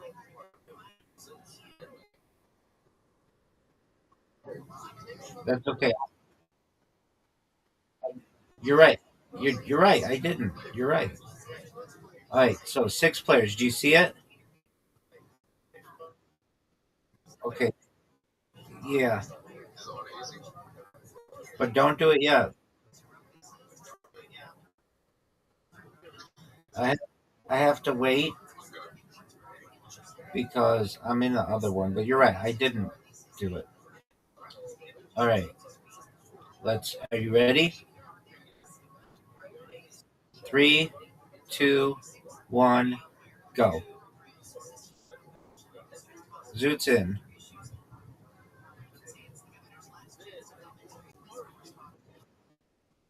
Yeah. Yeah.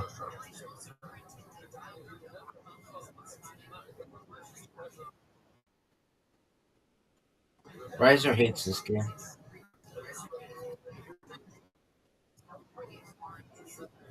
Dude, how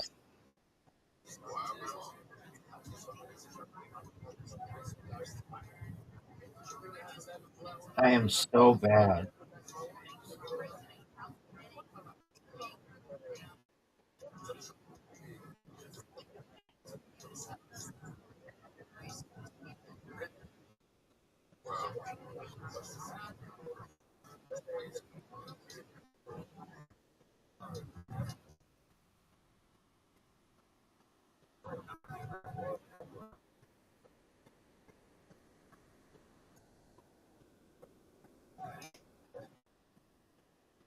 What's up, Zoot?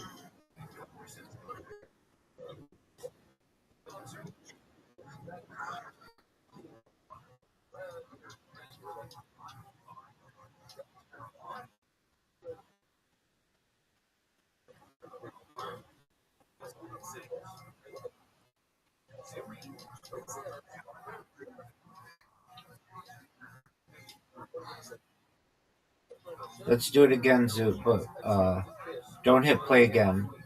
Just go back to the 6. Let me know when you're ready. Are you ready? 3, 2, 1, go.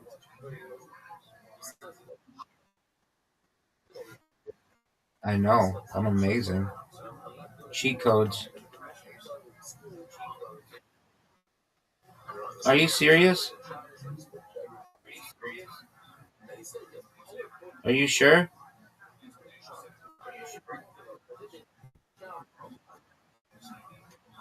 All right, we'll give it a minute and then we'll do another one. Dude, I'm gonna just beat all these people. I destroyed I destroyed them in the previous game.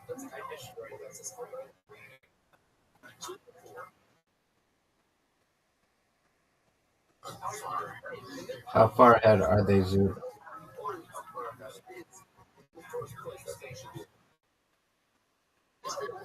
No way.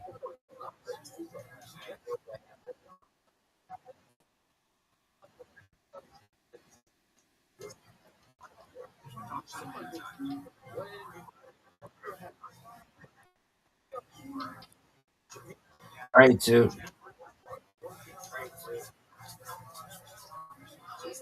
Are you ready? 3, 2, 1, go.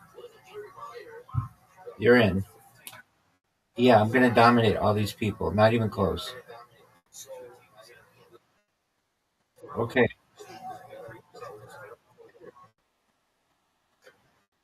I fucked up, Zoo.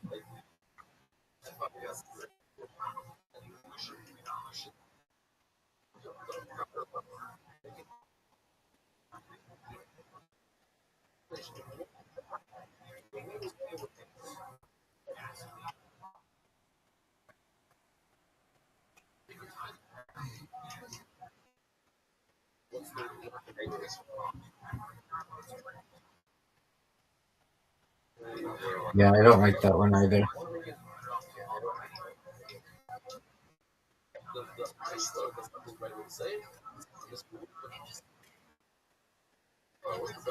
I told you. I, I forget what it was. I'm not good at remembering.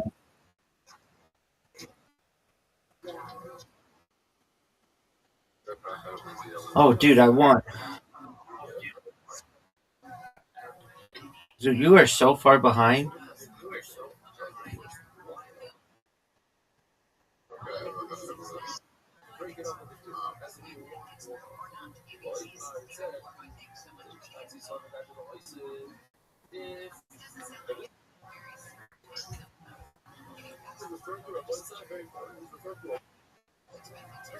Yes, sir. Ready? 2, 1, go.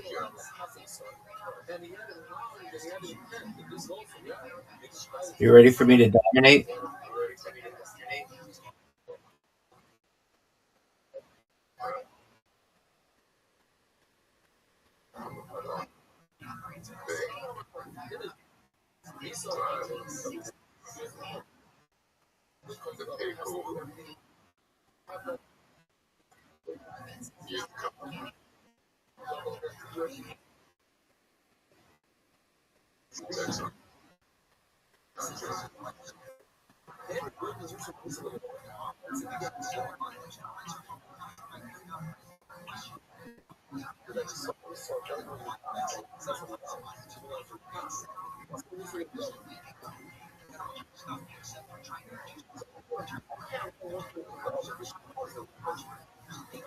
Come on, baby. Bullshit. I put that game like perfectly when I did.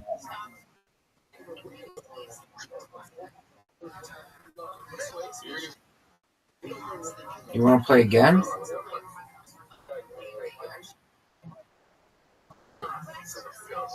I dominated, Zoot. Zoot, play a game of bullshit. Okay, but play another game of bullshit. Pardon me.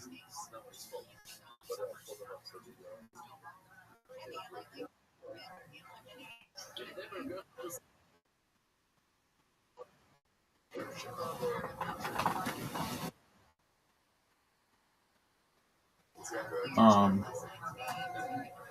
maybe I don't know.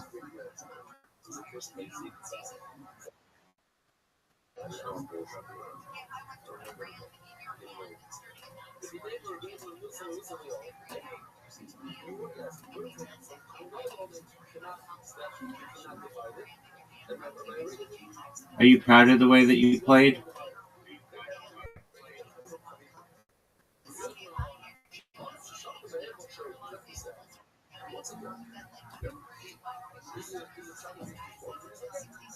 Have you ever been as proud as you are of the way that you played today? You really think you did a good job? You think you could have been any better?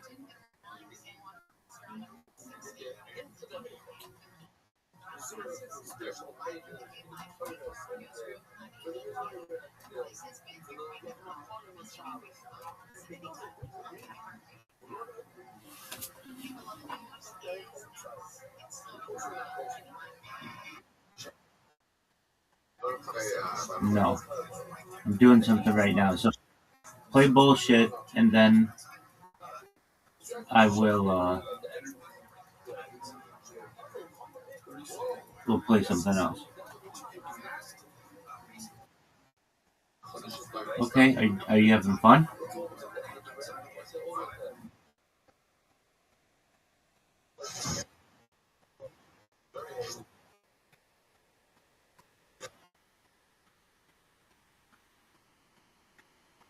Why would you say that?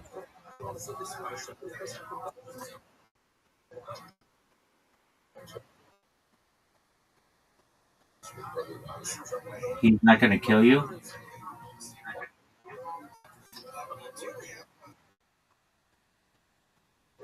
Okay.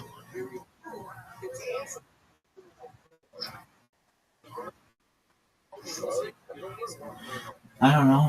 Why not?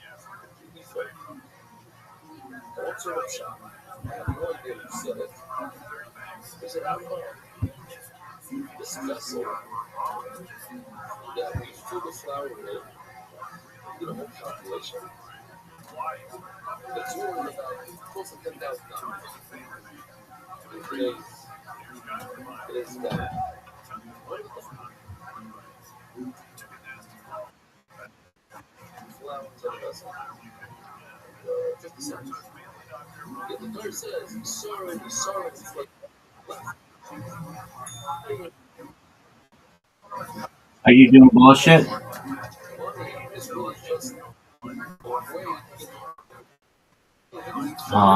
Maybe in a little bit.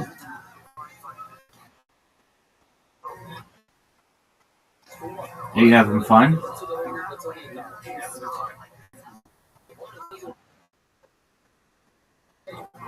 Why doesn't it work in Play-Doh?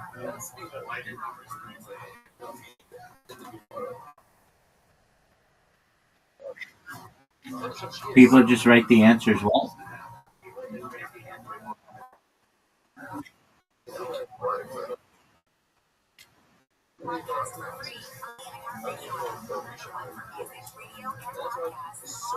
Why did they do that?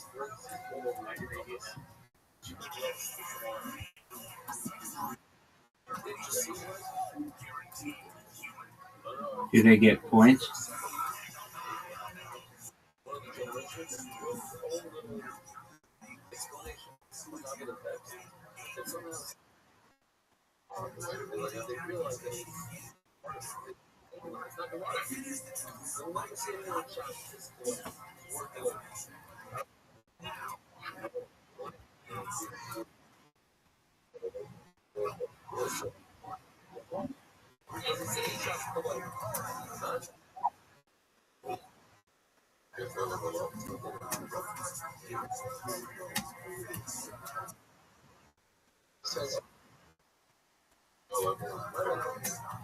Like,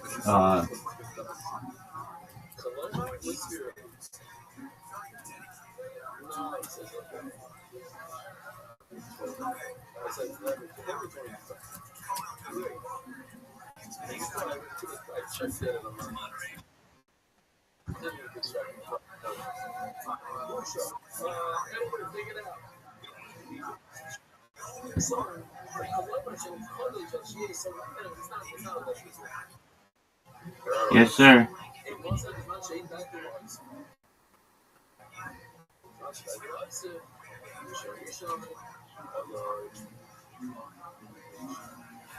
What's up, Zoo?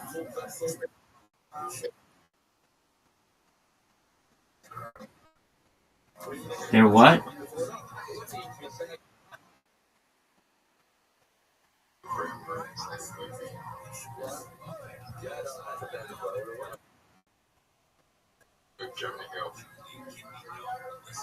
And what was that?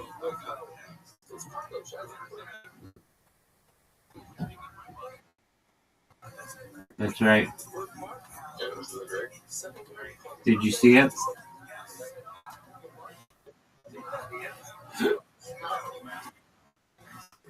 No.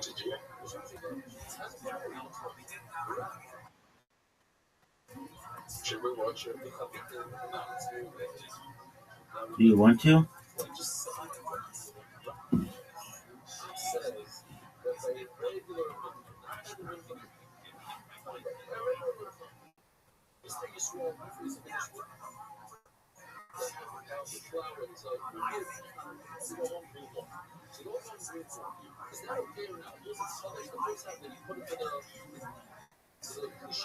Do you want to?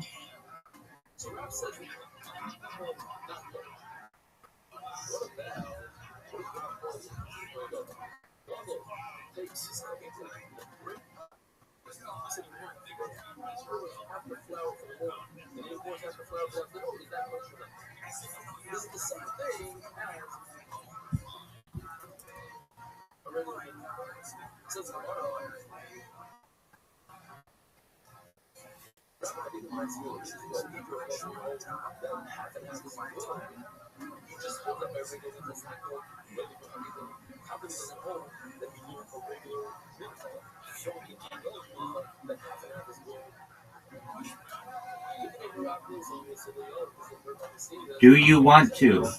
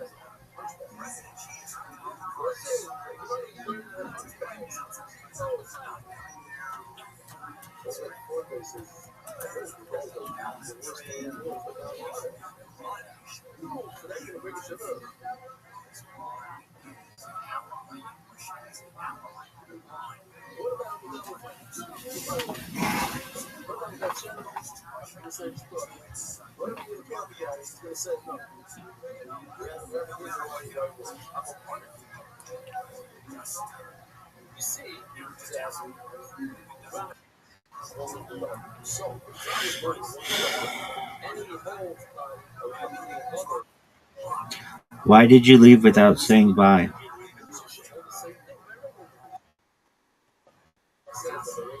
Okay. So do you remember do you remember the question you asked me? You asked me a question.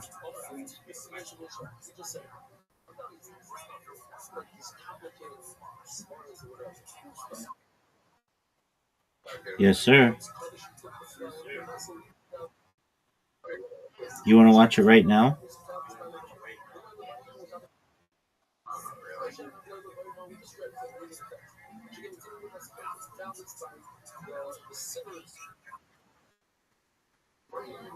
I just was.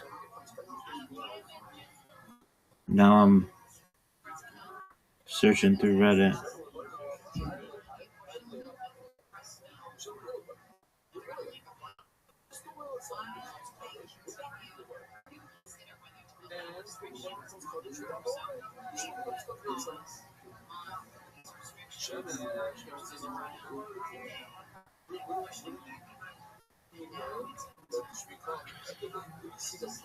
Did you see Michael yet?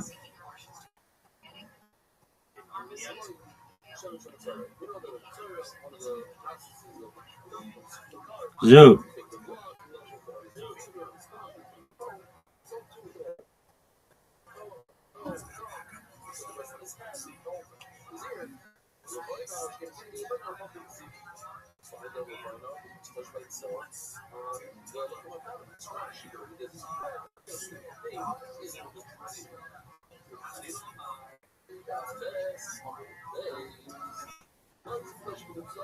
Zoot.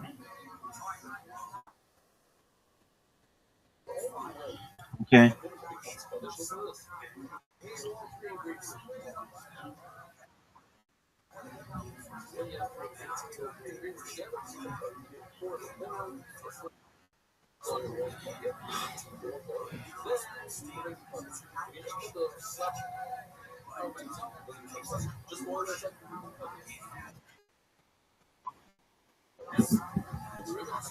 Doug, just look that up. I don't know.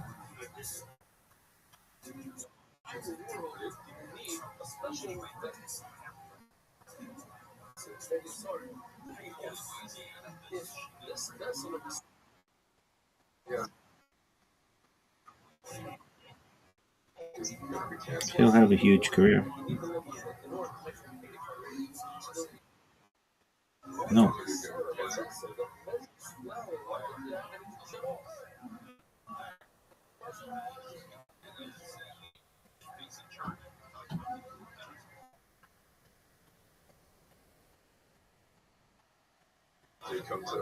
I'll be on the front row, dog.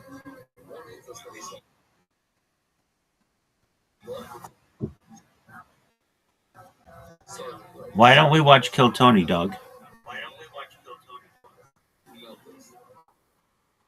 Why?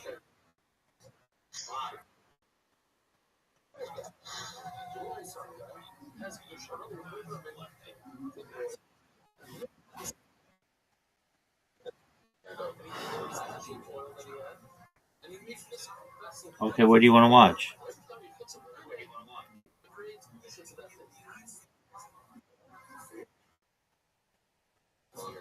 With that Chinese guy?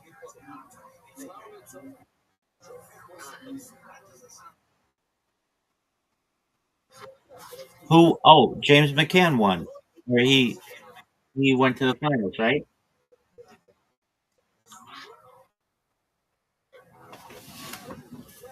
He was state finalist for Adelaide.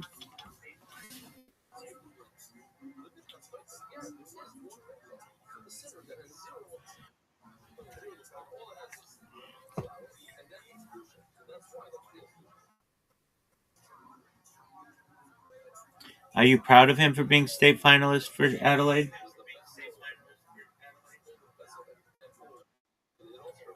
Have you ever been prouder of any person from South Australia in your entire life?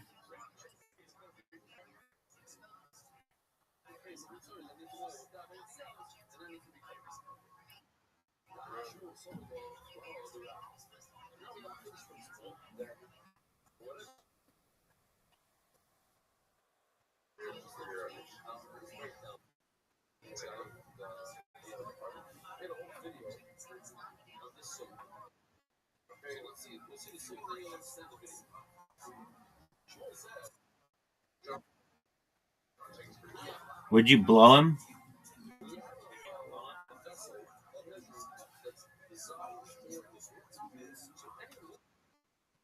No one knows who that is.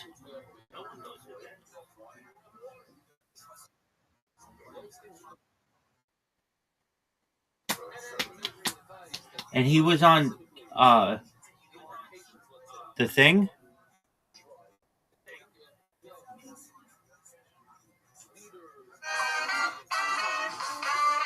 Doug. He was on. John Bunton was on the South Australia Raw Comedy.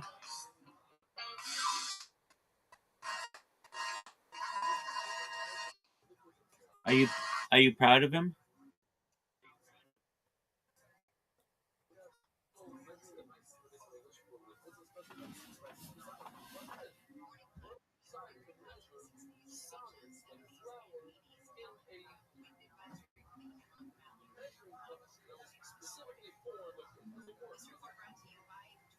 Have you ever been prouder of any person in your life?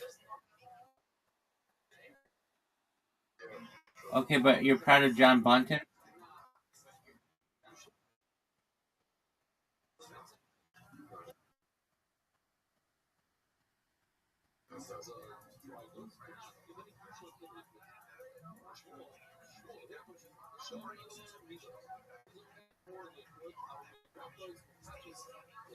So you aren't happy with him?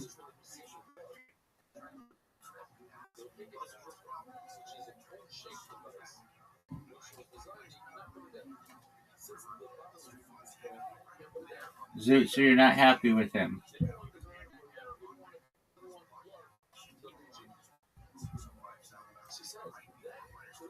Zoot.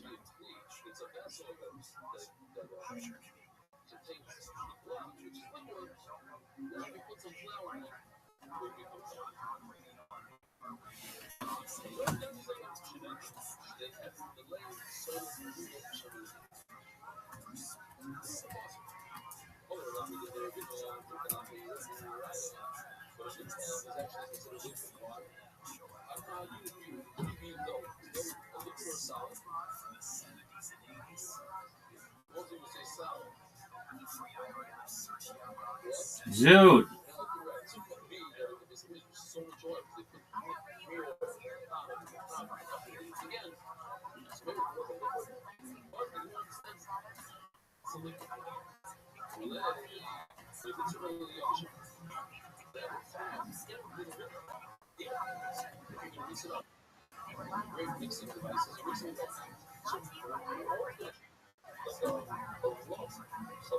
Zoot, what's going on with your internet, big man? What did you say?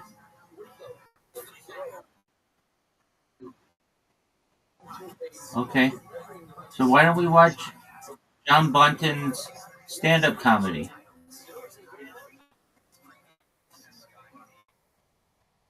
You just said he was South Australia winner.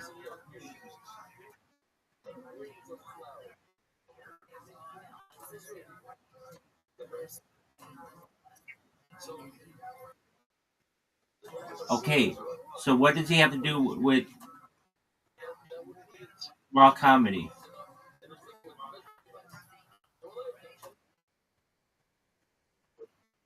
Oh, okay. What about James McCann?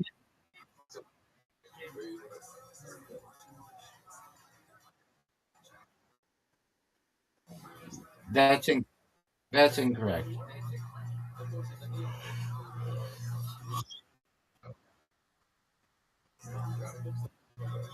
James McCann was Kilt Tony Set of the Year 2025.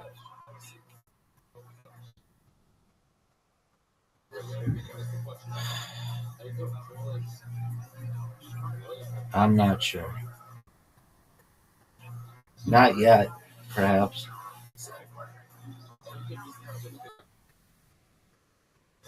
Yeah, it's known as my stream.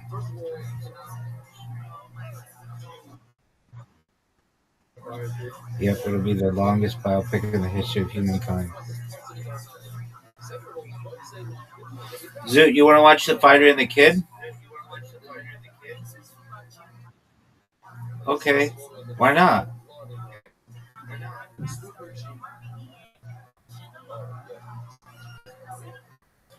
Zoot.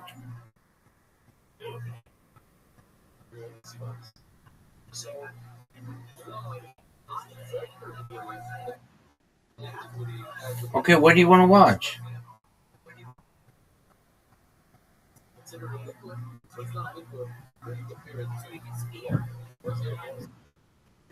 Okay, what's Snowtown?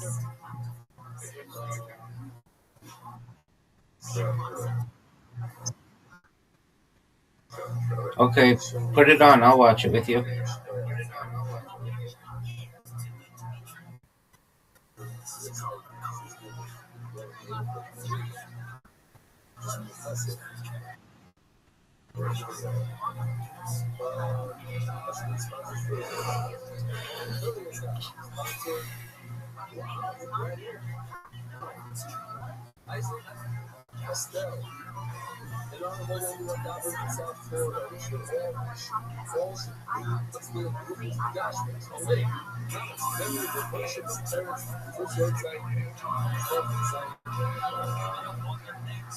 So why don't you go to bed, big dog?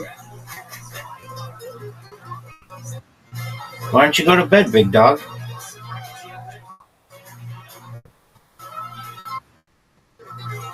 Okay, well, why don't you watch Kill Tony with me?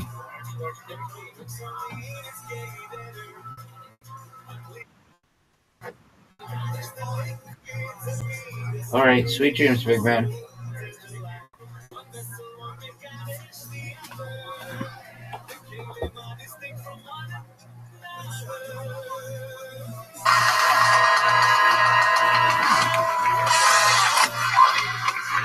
Shout out to Zoot. Hope Zoot feels better. Hey,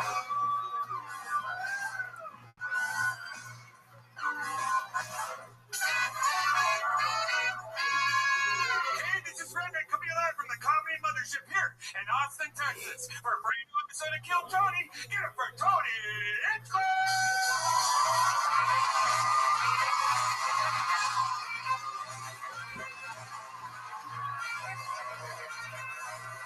Who's ready for the best fucking night of their lives?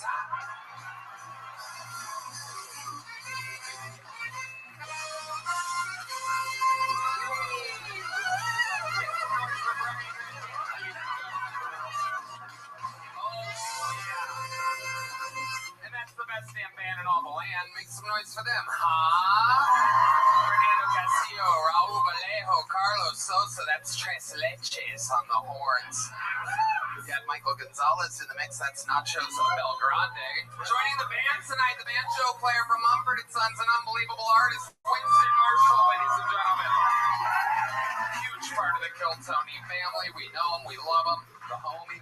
Next one's for Matt Muelling on the electric guitar, John Dees on the keys. And believe it or not, that man sitting right there, that's not Adam Ray. That's D Madness live in the flesh, everybody. The eyes and ears of the band. What what an episode we have for you. This is indeed the #1 live podcast in the world, brought to you by Shopify, Talkspace, and ZipRecruiter. This is Kill Tony, and here is a little bit more from the amazing sponsors that make the whole thing possible. Hello there, everyone. This podcast is sponsored by Saley. Whether you're hitting the road for a comedy tour, just trying to escape the country for a vacation, getting off a long flight and realizing your phone doesn't have internet is an absolute nightmare. That's where Saley comes in. Rabbi. Tony, I love Saley. Think of it as your new travel buddy. It's a super simple eSIM app that keeps you connected in over 200 places around the world. And if you don't know what an eSIM is, it's just a digital SIM card. That means no more swapping out those tiny plastic cards, no more waiting in line at the airport, no more getting scammed by weird kiosks outside the train station. You just download the Saley app once, pick an affordable data plan, and you're instantly connected. Say goodbye to those insane expensive roaming fees. Get an exclusive 15% discount on Saley data plans when you use code KILLTONY at checkout. Download the Saley app or go to saley.com/KillTony. Who's ready to start tonight's fucking show, huh? Ladies and gentlemen, I'm proud to say you have 3 guests tonight. The rare triple threat fucking guest lineup. 2 of them are 2 of the most used guests in the show's history. One of them is first-time, brand spanking new on panel because I think he's one of the funniest people on earth, coming up the ranks. Truly one of the top young rising comedians in the world. Your 3 guests tonight, ladies and gentlemen, I present to you Ari Shaffir, Louis J. Gomez, and Peyton Ruddy. Oh my God, it's Ari Shaffir. The real deal, Louis J. Gomez.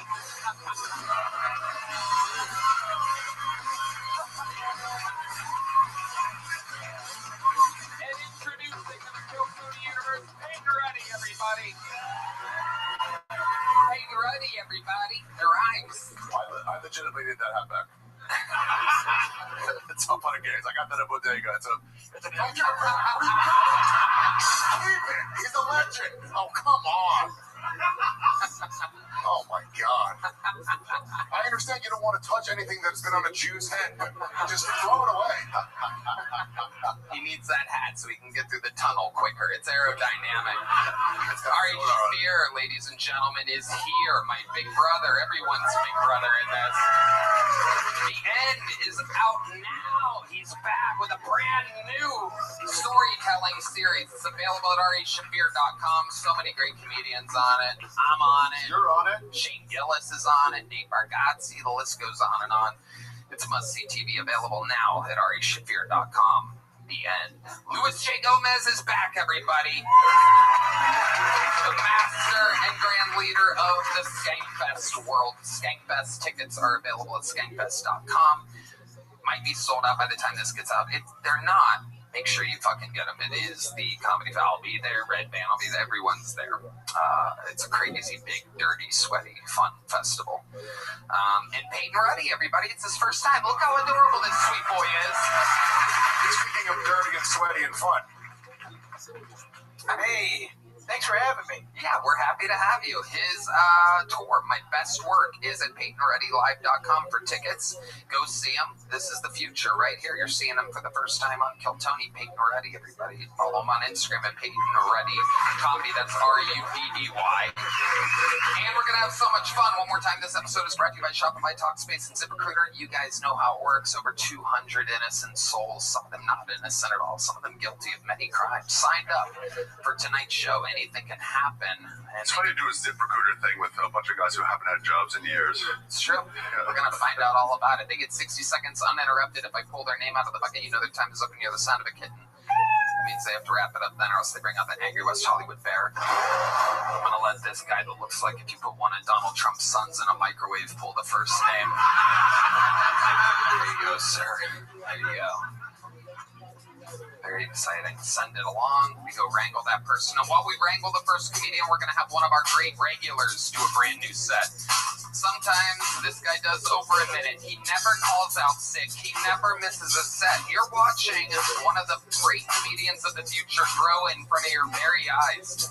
Ladies and gentlemen, this is a guy that was once known as the Dark Storm of Atlanta. He's now known as the Dark Storm of Austin, Texas. This is a brand new set from the great Dedrick Flynn, everybody.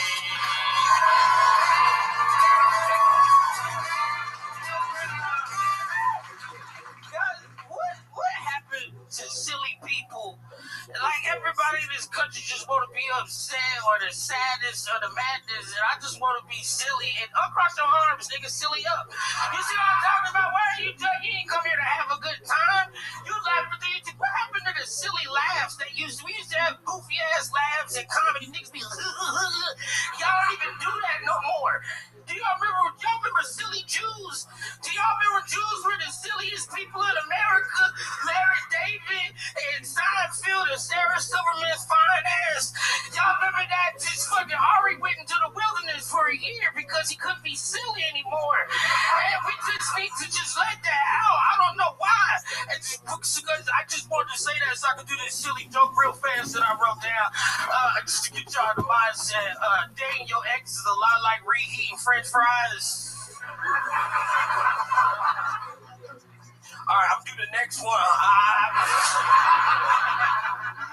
So you ever been here with the rocket ship effect? The rocket ship effect, you know what that is?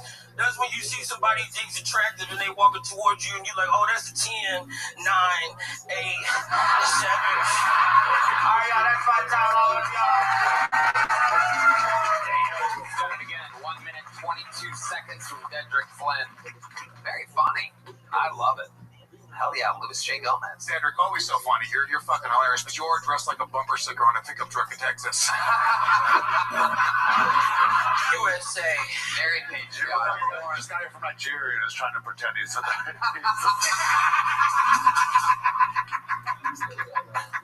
I love the Yankees.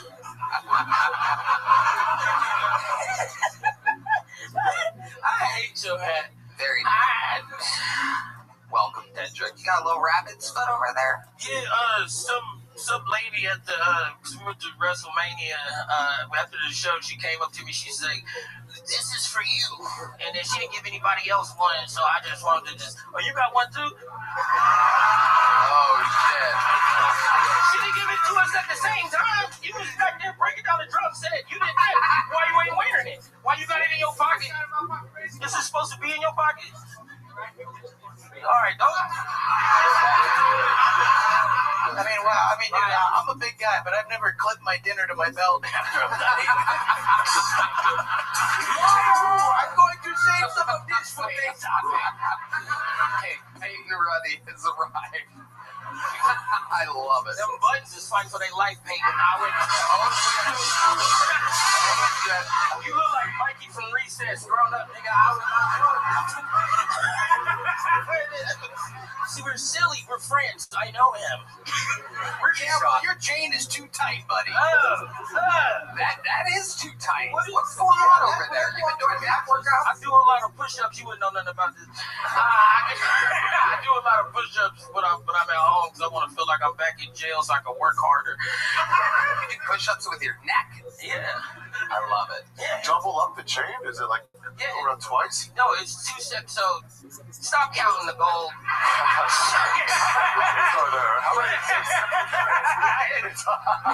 much would you give me for your New Year's trip, Mark? Mazalito ass looking dick what? It looks like the most expensive lynching ever. That's good. I like that a lot. Thank you so much for that. I appreciate you. Thank you so much. You look like the top of a s'more with your graham cracker skin and that dumbass marshmallow hat. Now I like you getting cold from that. Are you bald? Is that why you're wearing that? What's your car? Scared being bald. Just let it go, bro. Dedrick, You got the show started yet again, ladies and gentlemen. I love y'all. Not an easy job, but he did it again. The Great Kendrick Flynn, everybody. And it has begun. To the fucking we go, everyone. This is where shit gets crazy. We're gonna meet people all together. A lot of it's gonna be their first time. Maybe it's someone who's been on before. Maybe they bombed last time they were on and they're here for redemption. Maybe they did good and this time it didn't go so good. Maybe they did good twice in a row. Anything can happen. The whole thing's improvised. Make some noise for your first bucket full. It's Tom Frank, everyone. Here comes Tom Frank.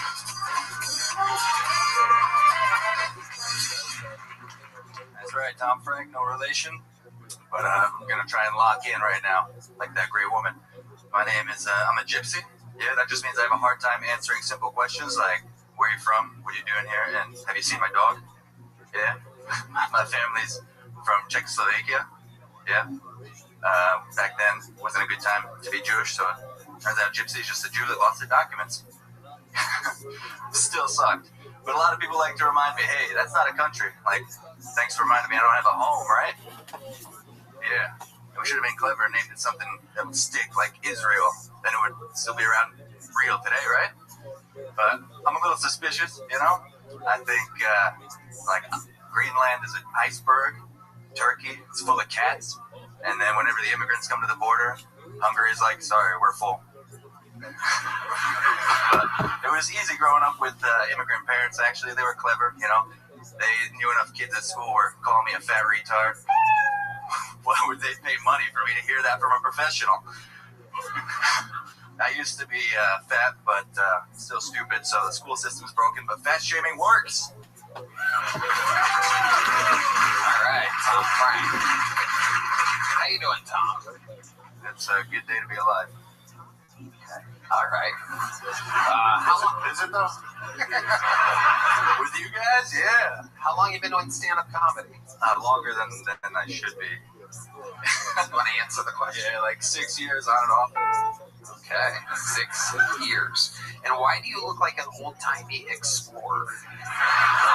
You look like you'd be standing at the front of a ship ready to take over some African country or something like that. I just got back from a festival, you know. What was the festival?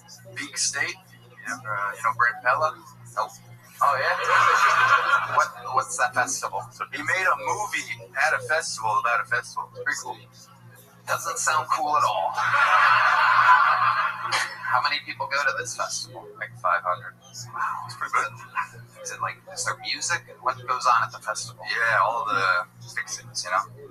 Cosplay, dancing, camping, pretending homeless. Sounds like Skankfest to me. Tom Frank, what do you do for a living? I'm a tour guide. Of what? What kind of tours are you giving? Is Big Duke give tours of the Boogie Nights set?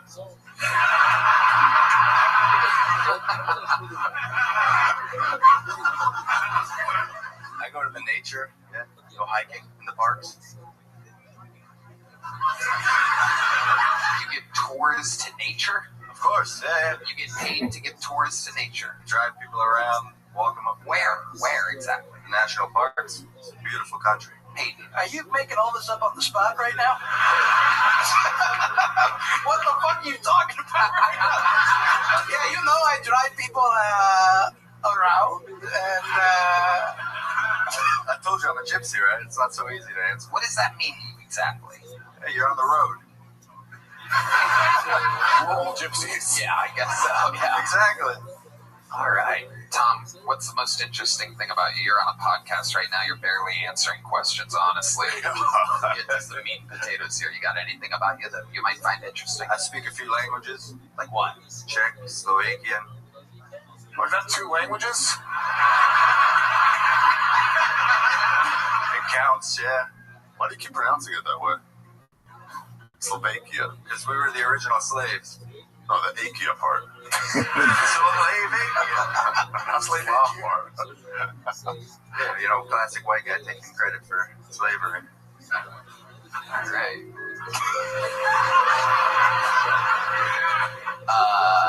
Okay. Tom, are you funnier in those languages? It's easier, you know, when they don't understand you and you just got a funny face, right?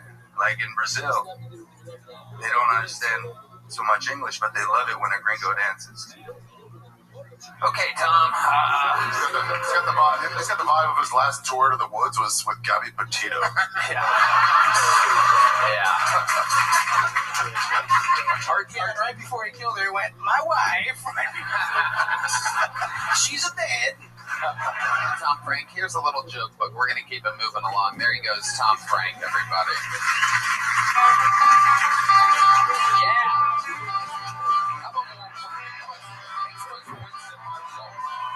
I love a good banjo. Thanks so much to the lovely Heidi, everybody. This is her live in the flesh. Feast your eyes on the real deal. This is Heidi or Gina now. Found a lot of fun stuff going on over there. Isn't she the best? We got cigars, we got drinks. It's a party here. Hello there. This podcast is sponsored by Talkspace. May is Mental Health Awareness Month, and Talkspace, the leading provider of online therapy, wants you to strengthen your relationships and know that a caring licensed therapist can help. It's easy to get started. You can easily sign up online and get paired with a licensed provider, typically within 48 hours. Talkspace makes getting help convenient.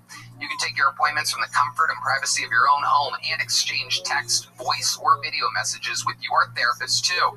Talkspace makes it easy, accessible, and affordable to face your challenges, whether that's a mental health condition, relationship conflicts, past trauma, or everyday stress. As you find so many people out of this bucket have, you can find your path to move forward with resilience and peace. Plus, most insured members have a $0 copay. Now, here's my man Red Band to tell you more about why he loves Talkspace. Thanks, bro. Tony, I think Talkspace is providing some of the best mental health treatment out there you can find. Therapy has helped me transform. Hey. Whoa. Hey. Wow. Can't see. In so many meaningful ways, Tony. It has helped you transform in so many meaningful ways. I mean, you lost 6 pounds just this month eating sandwiches alone. That's beautiful, Red Band.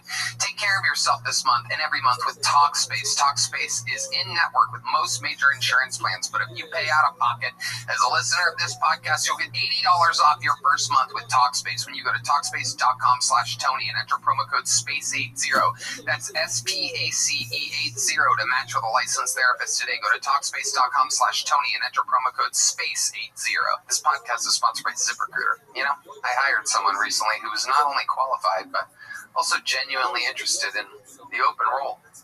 And that really influenced my decision to hire them. They were eager to learn more about the job, and their excitement about the role made them stand out. If you're hiring, you want a candidate who's passionate about your role, but you can't get that insight from a resume unless you post your job on ZipRecruiter. And yeah, you can try it for free at ZipRecruiter.com/KillTony. Whoa, Tony, I love ZipRecruiter. It's the best hiring site, hands down. ZipRecruiter's powerful matching technology finds qualified candidates quickly, and ZipRecruiter has a new feature that shows you the most interested qualified candidates first, so you meet the right people faster. That's right. Candidates can tell you in their own words why they're interested in your job. No wonder ZipRecruiter is the #1 rated hiring site based on G2, so find candidates who you really want your job on ZipRecruiter. 4 out of 5 employers who post on ZipRecruiter get a quality candidate within the first day, so try it for free at ZipRecruiter.com/KillTony. That's ZipRecruiter.com/KillTony. That's ZipRecruiter.com/KillTony. Meet your match on ZipRecruiter. Be your match on ZipRecruiter. Make some noise for your next bucket poll, everybody. Looks like a new name to me. It's Chris Gerasimo, everyone.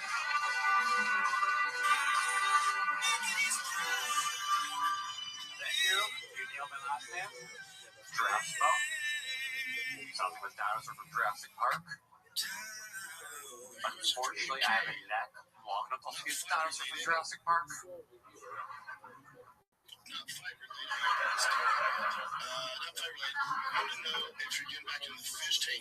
I'll point that joke to the kind of where you're sitting. This guy's the perfect view over here. Careful, this is a splash zone. But it's a Greek name. You know, like people invented both democracy and anal. We're all from Tony.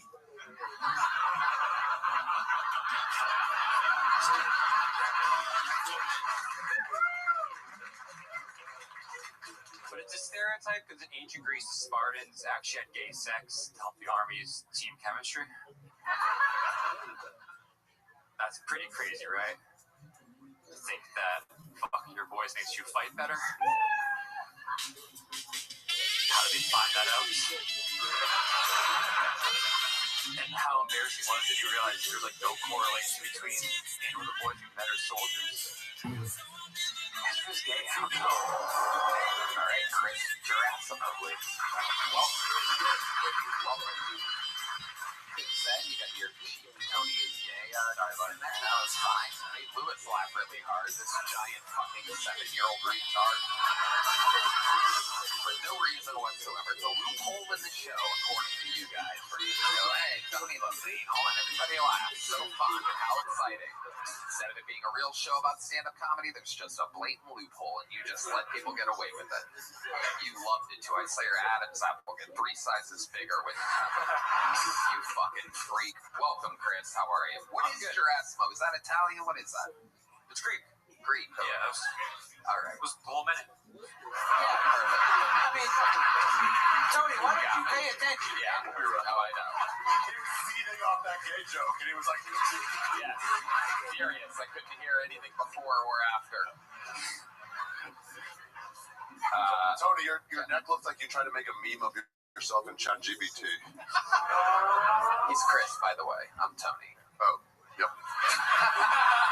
So that'll hold the joke back. Yeah, Chris, it looks like you're always open. Chris, how long have you been on stand-up? 3 years. Where at? I'm from Windsor, Canada, but I live in Toronto now. Ooh, big upgrade there. How's Toronto treating you? It's fun. I got the Kill Tony boys, Jared and Kansai. Yeah. Those are your homies? You do shows with them a lot? Yeah. You eat a lot of Kansai's ramen?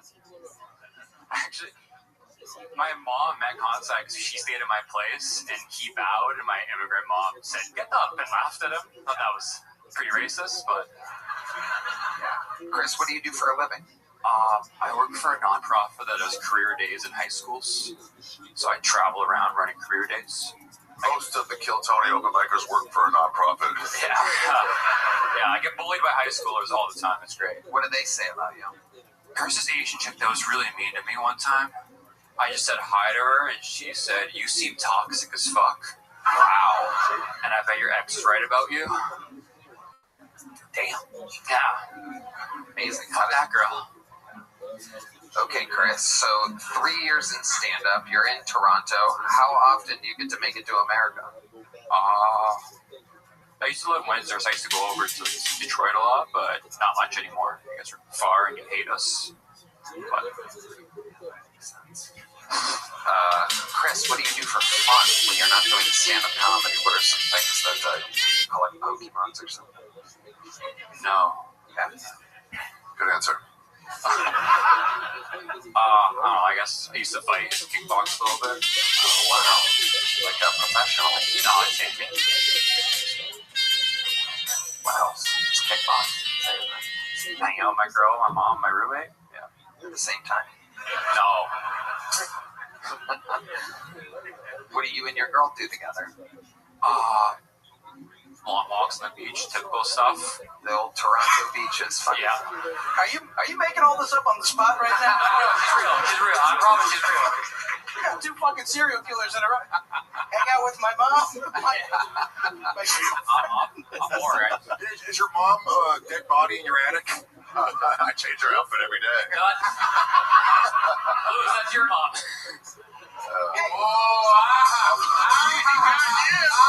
He got you. So what are you, like German or something? He's Greek. Will you paying attention? All right. Chris, come on, give us something crazy about your life. There's got to be something. You ever have a near-death experience? No. He is gonna after the show, you motherfucker. Talking about my mom again. I'll kickbox your ass back to Canada, you piece of shit. Me, no, I've never almost died. You ever saved anyone's life? I almost saved someone's life. Tell us about that. They died? Yeah. What happened? Well, it's gonna get a little sad, but my dad died like 2 years ago, like in front of me. Wow. How did your dad die? He had a heart attack. Wow. And a hopped in, did CPR. No mouth to mouth. Like, don't worry. Yeah. He's not top 80 or anything. But Got it. But you did do mouth to mouth? No. Did you do chest compressions? Chest compressions, yeah. Did you do mouth to cock? How long did you do chest compressions for? About 5 minutes. Wow. And then the paramedics arrived? Yeah. Canadian paramedics? Yeah, they were like real wacky. Yeah. Just chest compressions on his belly button or something. Show him a horseback. Oh, he just needs some maple syrup. Sorry, we lost him. I'm sorry. Oh my goodness. How long ago was this? 2 years next month. Damn. Yeah. Did you get? This is gonna sound insensitive. When you were doing the chest compression, was there a second where his eye just kind of just did that move thing where you thought you had saved him and then realized no? No. That was it. Sorry. Do you have to wear 2 scarves? Good question. Great question. Do you have to wear 2 scarves on those cold Canadian days? I'm anti-scarf, anti-turtleneck. Those 2 products have discriminated against my neck size. Wow. Peyton, anything else for this guy? I see you eyeball. I mean, I don't think so. I like your vibe. Yeah. I have nothing new to say. You have good energy, Chris. You're a good guy. I'm sorry that I didn't hear you say that you're Greek. Here's a big joke, but we'll keep it moving along. There you go. Chris Gerasimo, everybody. Oh, this is an interesting name that got pulled out of the bucket. This guy is a very compelling character in the history of Kiltony. I think he's been on twice before. Very much accused of stealing the style of Mitch Hedberg. And, but, you know, it's kind of a bizarre situation because, yes, but he's also kind of like that, but also not, but kind of is. But he is a really great joke writer. I will say that. So let's see what he does tonight. Make some noise for the return of Keegan Carmichael. Love respect.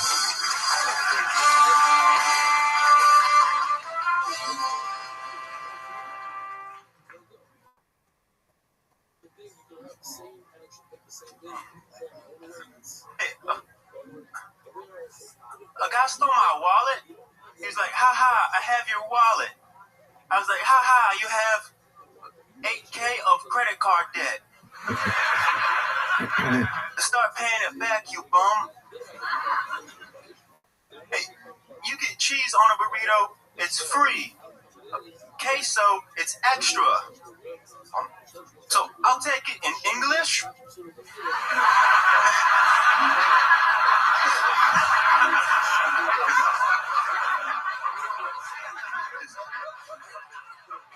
I can't afford a bilingual burrito. Just make it in a language that's cost effective. My sister is vegan. On Thanksgiving, she eats alone.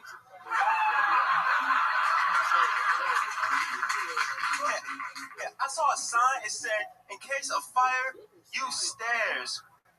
Fuck that. Let's use water. Keegan Carmichael. Looks like Mitch, sounds like Mitch, writes like Mitch, but, I mean, Mitch ain't alive. And here you are. Mitch is dead, and here you are. So if it's the ghost of Mitch, I'll fucking take it. People will complain about it, but goddammit, you're doing it. And that's crazy. But I think you should just go by the ghost of Mitch Hedberg. But I don't know. What do I know? The whole thing's very compelling to me because you are your own person and you do sound and look like that, right? So these are not Mitch Hedberg jokes? Not ones that he did, I don't believe. Right? No. But it is in the style, and he looks like that, and he sounds like that. It's very bizarre. I think I was here your first time. And I think last time you were like, I've never heard of Mitch Hedberg. No, I actually never said that. But then the internet just ran with it. So whatever. Yeah. That's exactly what Mitch Hedberg would say. I will tell you, my favorite part of that is when you do that queso and cheese joke. Michael Gonzalez just goes. You did that queso and cheese joke, and Peyton almost came. It is an anomaly. You find these great premises. I mean, the credit card debt. Whatever. That's kind of a. But you're warming up there. You're just starting. But other than that, everything after that, very funny, very interesting angles and premises. You have a real knack for it. How much time, out of my own genuine curiosity, do you think you have of jokes like that all put together? If you had to do the longest set possible. Oh, I've done an hour. But yeah. Wow. I have 1,500 jokes, but I had an epiphany 2 nights ago, so I gotta rewrite them all. Yeah. Take us through this epiphany. Take us through it step by step. What happened exactly? I was high. Yeah, we know that. There's no doubt about that. We knew that part, Keegan. Where were you? How does it happen? What did you think? What was the epiphany? Oh, I can't give that away. Come on. Yeah, you can. Come on. You're on the show. Come on. I watched the question. South Park and Jordan Peele. Okay. Care to elaborate? Yeah. Give us some more. The ghost pivot. Okay, can you keep going? Absolutely not. I have to gatekeep the ghost pivot. Okay, let's check in with Peyton. I'd like to return to this free queso idea you were talking about. How exactly does this work? You gotta tell them, they ask you if you want queso, you just say, I don't need the translation. Yeah, I will try that. It is interesting, right? They have an oven, they have the stovetop thing, they have the cheese. Melted cheese is queso. Queso's extra cheese isn't. The cheese even melts if you put it in the thing. What do you think about that? But how much is it if I add fromage? That's a lot more. Keegan, I think you're very funny, dude. I know the Mitch Hedberg thing. I can tell it kind of bothers you that people compare you to Mitch Hedberg so much. So, yeah, I mean, I get it. So have you thought about maybe moving away from it and working on trying to differentiate yourself? Because I'm almost going to say your set was fucking brilliant. Like, really, really, really smart jokes. I'm just trying to shit, shower, and shave, dude. Yeah. Somehow we missed all 3 today. I don't know.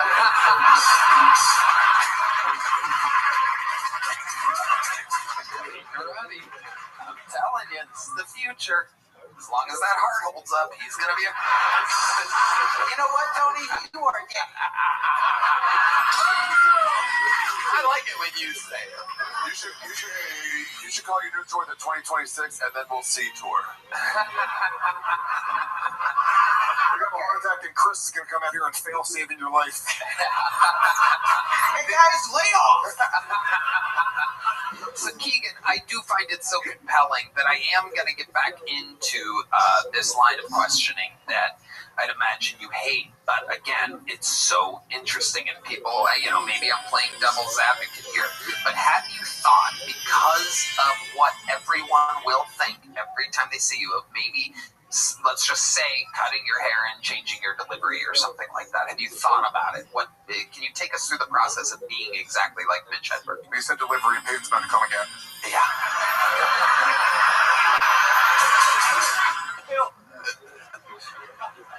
Nobody with nice hair ever tells me to cut it. Okay, sure, but seriously, Keegan, back to the question. I hear you. That's a good answer. But I'm not saying to cut it. I'm saying, have you thought about getting away from the Mitch Hedberg thing?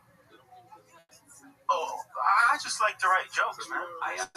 Try that joke. Try one of those jokes in a different style. Yeah, throw the N-word in there.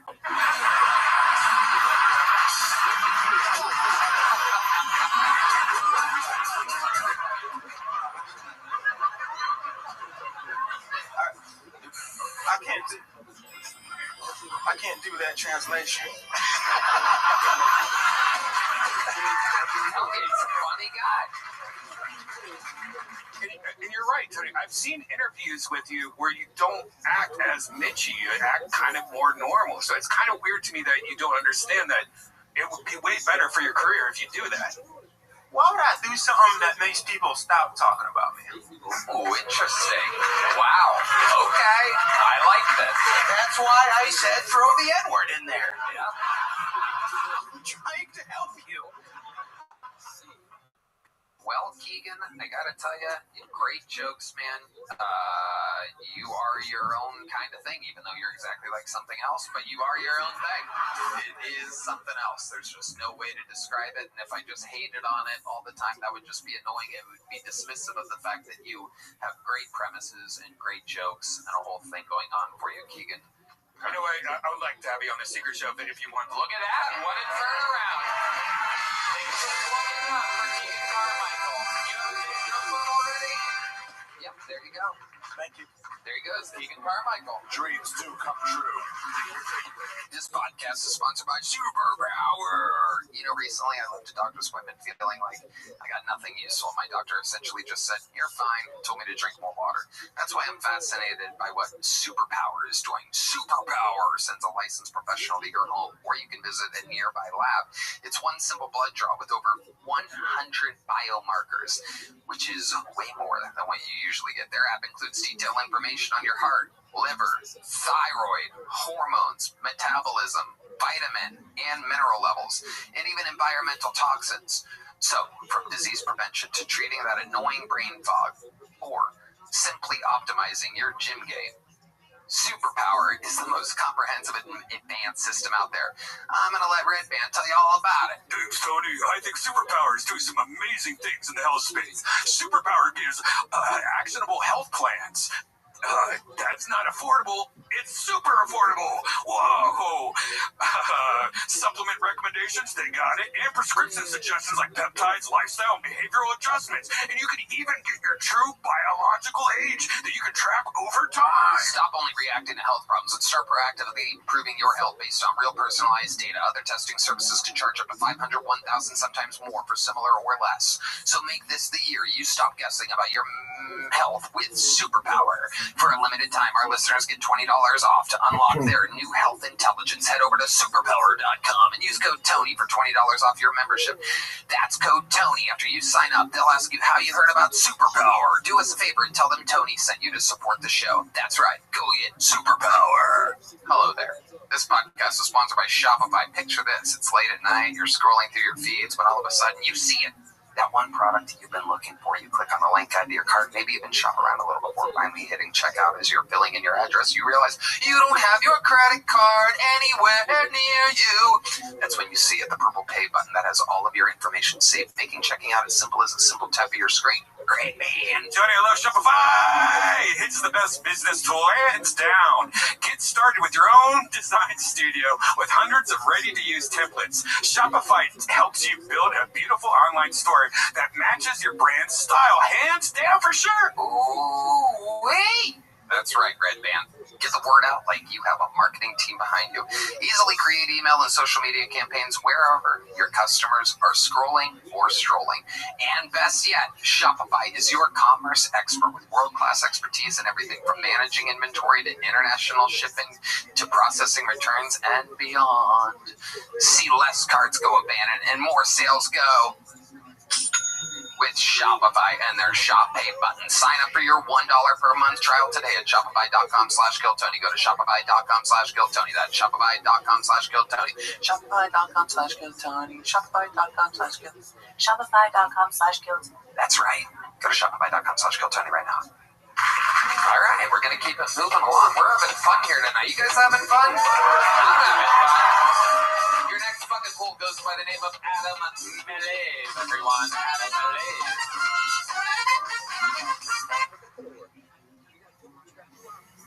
I'm born in 2001. It was a great year for me. Not so great for Lower Manhattan. Right.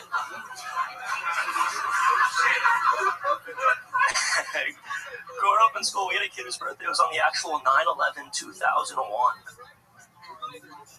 So every year we would have that moment of silence at the end of the day. The class would get real quiet. And then the teacher would break in. Boys and girls, on this day, we must remember that Francesco's mom brought cupcakes. Oh my gosh, are those chocolate frosted? Because this is a day I will never forget. We actually had a twin in the class too, Francesca. The teacher would tell us, boys and girls, I just got word from the office that a second tray of cupcakes has hit our classroom. A second tray of cupcakes has hit our classroom. It's really crazy because there was another 9/11 birthday in our school across the hall from us. There was another 9/11 birthday. A third tray of cupcakes hit over there.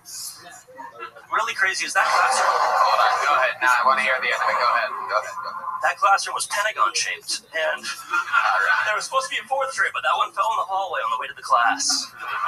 Okay, there you go. Adam and Leave, everybody. An entire minute, 15 seconds about the greatest tragedy in American history, everybody. I thought it was Francesca's mom that brought him those cupcakes, but it wasn't. It was the Jews. Yeah. On the original 9/11, that's how we also celebrated it. We had cupcakes ready. How do they have the cupcakes ready? Let's check in with Peyton Reddy down No here. gelatin. They were. Is it just me? Does this guy not look and sound exactly like Mitch Hedberg to you? Am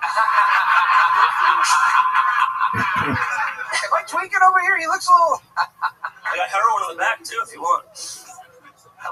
Yeah. Adam Malave, why does it sound like you have the other guy's Adam's apple stuck in your throat? You have a little RFK Jr. to you. What's up with your delivery? I don't know. I've never felt too RFK-y, you know. Really? No one's ever brought this to your attention before? Someone told me I sound a little like McLovin, but I've never heard RFK before. Am I the only one hearing the fact that he sounds like... Yeah, maybe I'm a little raspy today. Sorry about that. You under the weather or something? No, not at all. Okay. You clocked me as Jewish, so good job. Are you Jewish? I am. I saw it right away. What did I say to you? Yeah. He did. He walked out and Ari leaned over. He goes, he's one of mine. Yeah. I play for the team. Yeah. Proudly. All right. Okay, Adam. Yeah. How long you been doing stand-up? 7 years. 7 years. Where at? From New York. Right. I took the train here, actually. Okay. Very, very... It took 3 days, 2 nights to get here.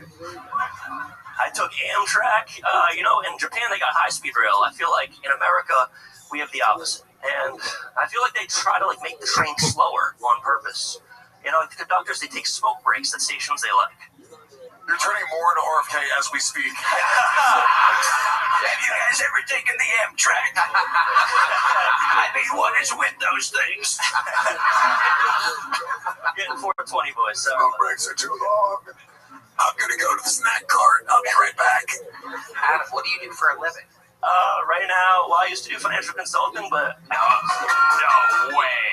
You, a Jew in New York, finances? Come on. No. On the train? No. No. I actually started the open mic website in New York called Comedic. I have stickers for you guys if you'd like. No. Hey, speak for yourself. Ari's gonna resell the stickers. Ari's going to resell the stickers later. Peyton thinks they're Hey, punching. make me empty my pockets. I'll get you after. You fucking tease. I'm sorry. Wait, what do I... That's something. Okay, relax. Oh, No one cares about your fucking gay stickers. Let's keep it on that. I got a kiwi. Wow. It blows up. They didn't check the hoodie pocket. That's the one pocket they didn't check. Put it away. I'm the only fruit on this stage. Let's go. There you go. I can do it to myself. You guys eat it up. Fucking homos. All right. Adam, tell us more about your life. Tell us something interesting about you that would surprise us. Yeah, I do stand up all over New York. I have a weekly show in Brooklyn. I started the open mic website. Again, you already said that. Okay. They're so fucking annoying. You just keep saying that you just open mic. No one gives a fuck about an open mic website in New York. That's fair. Can you say anything other than an open mic website in New York? Yeah, I'm about to have my 69th body party. What? My 69th body party. What is that? To celebrate my 69th body. Can you explain that more? Yeah, I can't believe I have to say Yes, with 69 men. I don't believe it. No, other way. But yeah, 69th body party. I'm very excited. Going to be at the Brooklyn Art House May 23rd. You guys are all invited. Come by. Are you for real? Yeah. You're celebrating almost 70 people you've had sex with? Yeah, I'm at 70 now, but yeah. Okay. All right. And 15 of them are going to show up, so it's going to be nice. Okay. Wow. So, Adam, tell us about that. What are your tricks to, how do you trick these women? I mean, I'm a very enthusiastic, positive person, and I listen sometimes. I swallowed a diamond ring earlier. You think you can get it out for me? Are you? I'm just looking at your eyes. Are you part Asian or part Newt? No. Not at all. People say I look like a young Mark Zuckerberg or like a Gen Z Elon Musk, but then other people think I look like a bisexual Asian. So I don't know if that's. I think you look like Mitch Hedberg. I think you got the bird part right. That's for sure. Yeah. Okay, Adam Malev from New York. Have you ever seen Adam before? You're a big. I've never seen him, and I hope I never do again. It's the last time I will ever hear this name. No, you're funny, dude. I can tell you got chops. You're a funny dude. I really can't believe that 70 women have you say when you're 24 years old. 24, yeah. First of all, I wouldn't let you near my finances. Yeah. You're a child. Second of all, I can't believe that in just 24 years you've been able to bed 70 women. That's crazy. I have a question. I have a financial question. Yeah. How much does a 70 pack of GHB cost? I didn't know that's what GHB was for a sec, but I don't know. It's what you put inside of the kiwi that you keep inside of your pocket. That'd be cute. Can I trade you a kiwi for the joke book? No, I don't want your fucking kiwi. No? Here's the joke book, though. There you go. Woo! There he goes, Adam Malev, everyone. Thanks, Jim. Gonna keep it moving here. Bye. There he goes, Adam Malev. There he goes. Little fist bump from the fellow Jew. There it is. When they see each other out in the wild.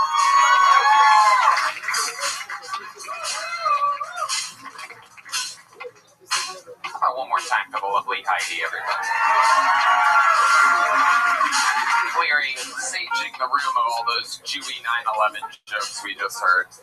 All right, this looks like a fun name. Put your hands together for your next bucket pool. It's Royal Oats. Royal Oats.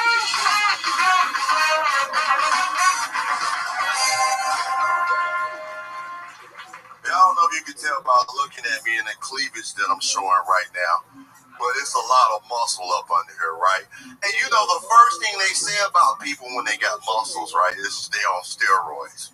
And I don't have a problem with steroids because steroids is cool, right?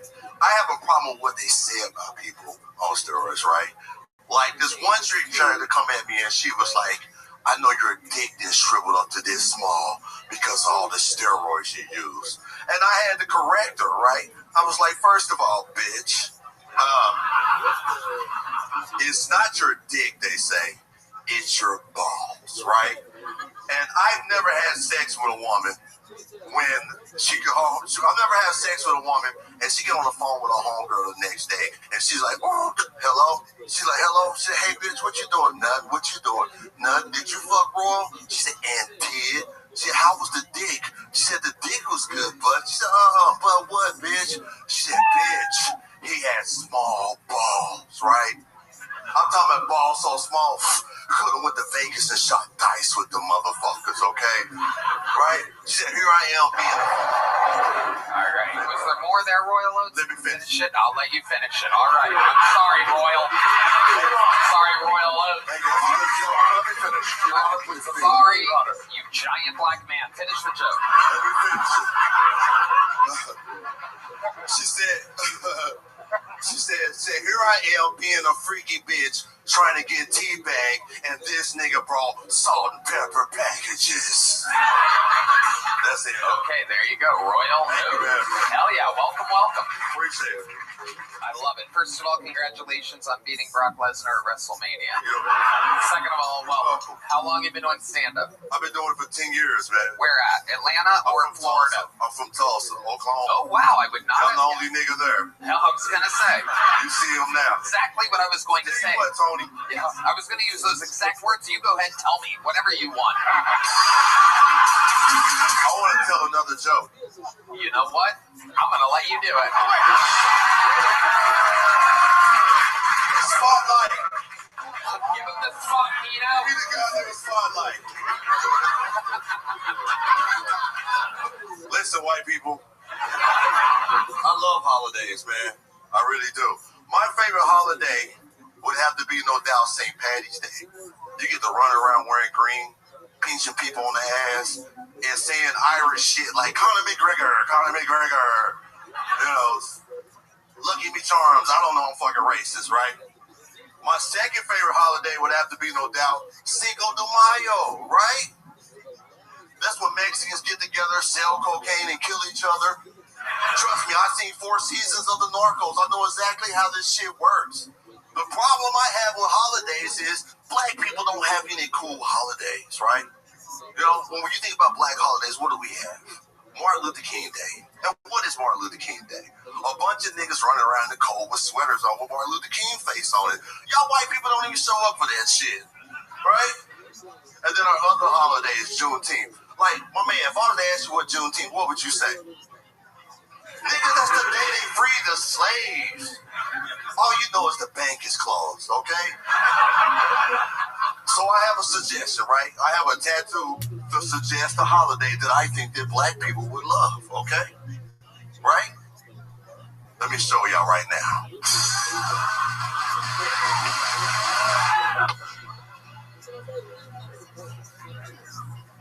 OJ Day, right?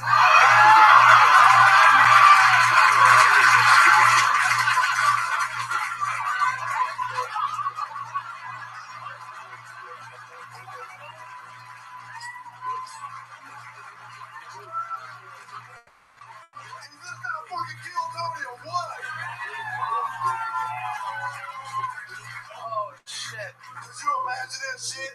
Niggas running around with 9 skirt, white bitches half to death. I'm here, Kill Tony. All right, you're here. You're here. I got a lot of notes. I don't think it's okay to pinch people on the ass on St. Patty's Day. I'm pretty sure you're committing. I think that's the rule, ain't it? We're the Irish people. Pinch them on the ass, they don't have green on.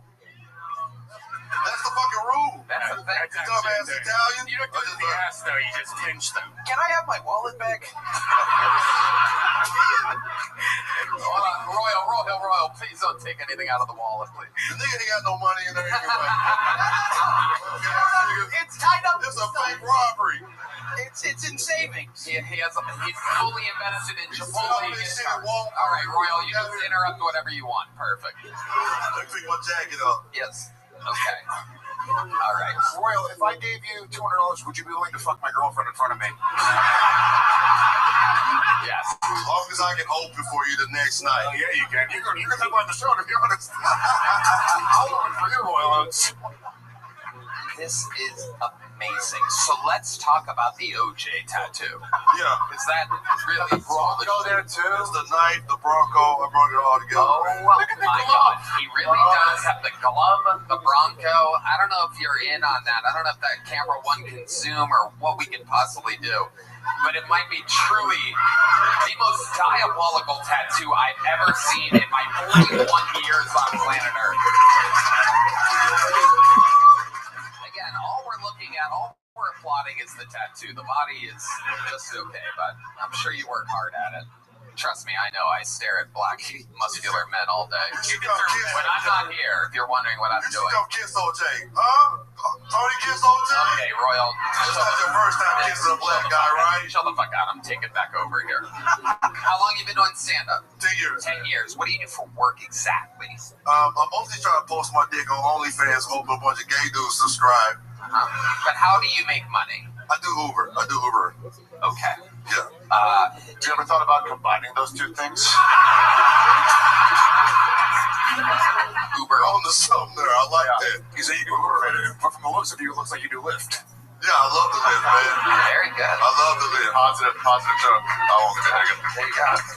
All right. So you do Uber and Uber Eats. You do all the Ubers? Just Uber. I don't What kind of car do you have? What are you picking people up in? I got it. I got one of those electronic Ubers. I was going to guess you're a piggyback Uber driver. They have all different types now. Where you order an Uber and they give you a piggyback ride. Okie dokie. You know what they say, Tony? If the joke doesn't hit, you must have quit. That's what it's true. That's true. If I had a wallet, I'll give it to you for that one. All right, Royal Oats. An incredible, you took a real stab at it here tonight. What else would surprise us about your life, Royal Oats? Everything about my life is great. What kind of women are you into? How big of white women are you into exactly? Size depends on the woman, you know? If we put a wig on Peyton right now, how hard... I can get a bad bitch. Uh-huh.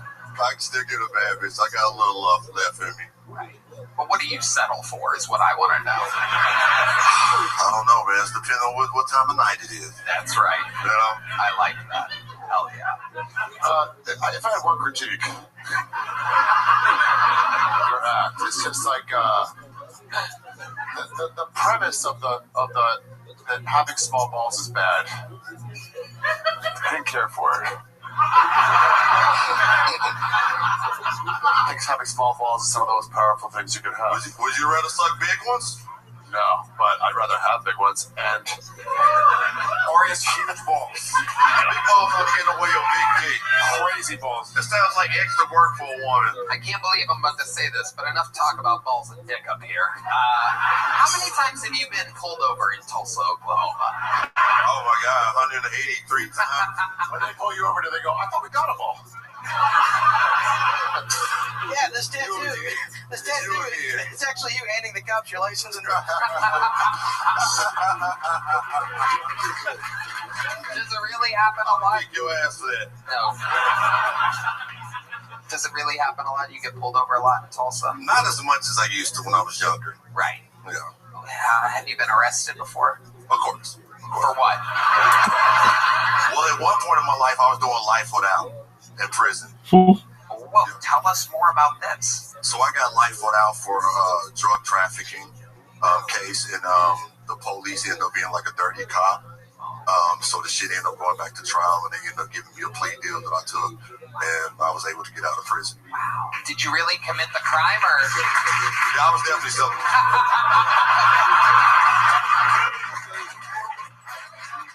They got me there. I was like, shit, man. Dude, life without parole, that was some crazy drug. Well, they offered me life, and they was like, either you take the life and do like 15 years, or we take it to trial. I was like, you know, like if I'm going to waste 15 years, I might as well just take it to trial, and it worked out in my behalf by taking it. Yeah, you saw the Audrey trial. He was like, I got this. They're going to be on my side. Chicken with Arish. You know you're in the criminal justice system when you shorten it to life without. Yeah. Straight up, I'm meant to be here. I was meant to be here, man. Amazing. So when you, how long were you in there when you got word that the prosecutor was dirty? I knew not the prosecutor ended up being, it was a dirty cop. Sure. Oh, that's what sure. So I knew all the time that he was a dirty cop. Right. But it was like 3 years before they actually took him to trial. Oh, amazing. Peyton Rabbi. white men great till they gotta be great. I had nothing on that one. Royal Oats, I mean, the set was just okay, but I love your interview. You missed out on some things.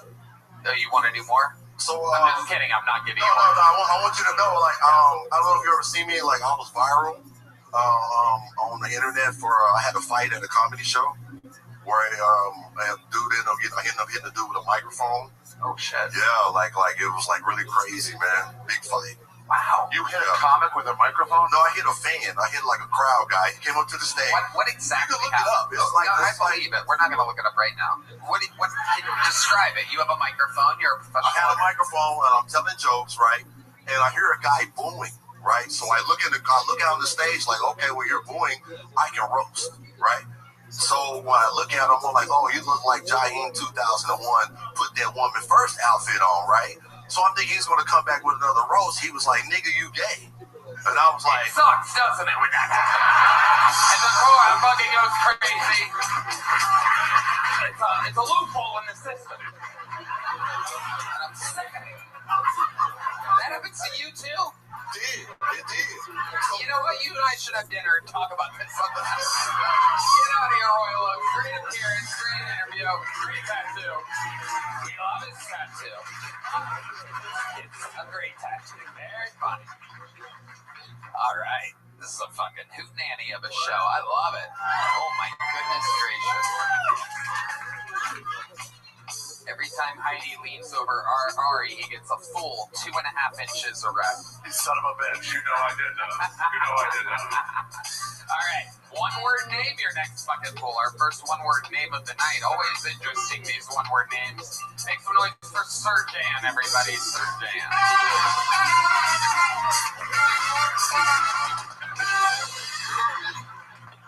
So my name is Surgeon. I don't know if you guys can tell by looking at me, but my parents are brown immigrants.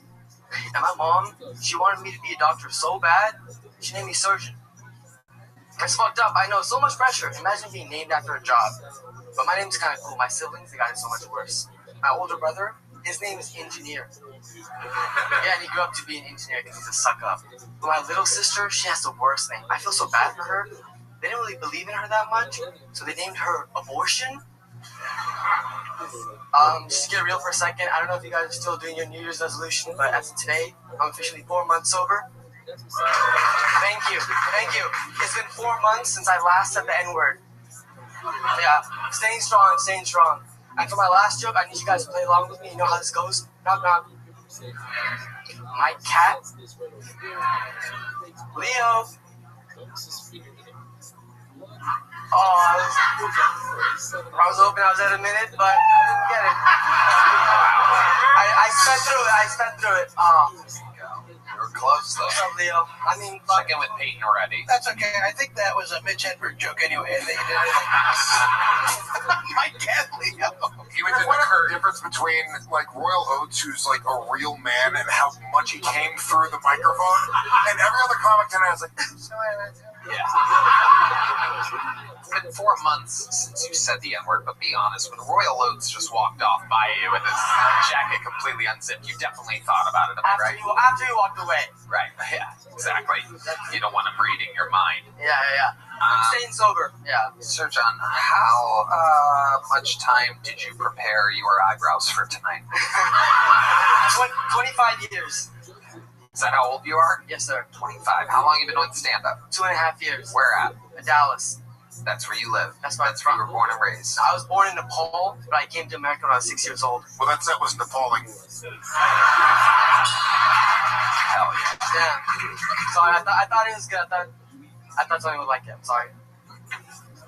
I will say, dude, if that cat thing hit, it would have been a standing fucking ovation in here. That would have been the most brilliant moment in Kill Tony history, but it was us staring at you. How are you planning on timing that? Guessing what 60 full sentences while you're talking. It's a lunatic move. There's no way you get that. I've done it many times at comedy clubs in Dallas. There's 100 videos on my phone. Exactly a minute. I thought And they have a cat sound at this comedy club? I do it. You practice that? Yeah. And after 9 times on your phone, you're like, I need more videos. I have 2 terabyte storage, so like I can just keep recording. But yeah. Wow, bragger. I love how you were like, all right. I love how you're like, all right, how can I land this plane? A knock-knock joke. It's one of the most traditional forms of jokes, and I love jokes. And yeah, back in 1932, Are you maybe. explaining to us a knock-knock joke right now? Well, it's one of the oldest forms of joke. Why did the chicken cross the road? To get the fuck away from your set. Okay. They crossed the road to get to his cat, Leo. Eat up that chicken. Do you really have a cat named Leo? I Okay. do. So, Surgeon, what type of brown are you exactly? I'm from Nepal. So you are Nepalese, exactly. Both parents are? Both parents, yeah. What made them move to Dallas? So we got the diversity lottery. Shout out to my mom. The diversity lottery? Yeah. What? Wow. They were white until then? So it's like a Powerball or something? I think it was Reagan or Carter. They had this policy where 50,000 people from around the world, Nepal was selected around that time. Talk slower and into the tip of the microphone. Sorry. Okay, I need I need to What is going on over there? Sorry. You're on a show right now. Yes. Okay. So my mom won the lottery in 2006 when there was a civil war happening in Nepal, and then luckily I was from a village, literally grew up like taking a shower in the same river that my grandfather did, And taking a shower in the same river? like as kids we had like a little like pump thingy, but like we You didn't just jump in? I mean, it was like for fun and stuff as a kid. Oh, yes. Yeah. There you Thank go. you, Ari. Yeah. Welcome back. Very rare for a Jew to help a brown guy in any way. My favorite Jew. That's right. Sir John, go ahead. So you're showering in a river with a water pump. This is incredible. So that's how, by the way, that's how Peyton gets sputter on his toast in the morning. All right, that sucked. Hey, why did the chicken cross the road? To get into your rotisserie? You were falling from now. You ruined my setup. Sir John, go ahead. So yeah, I was born in a village, like literally in Kitanagar village. And then I came to America when I was 6 years old. I bought a car and a plane within the first time within the same week, right? I came to America in Dallas, Texas. I lived in Irving, and then now I live in Euless.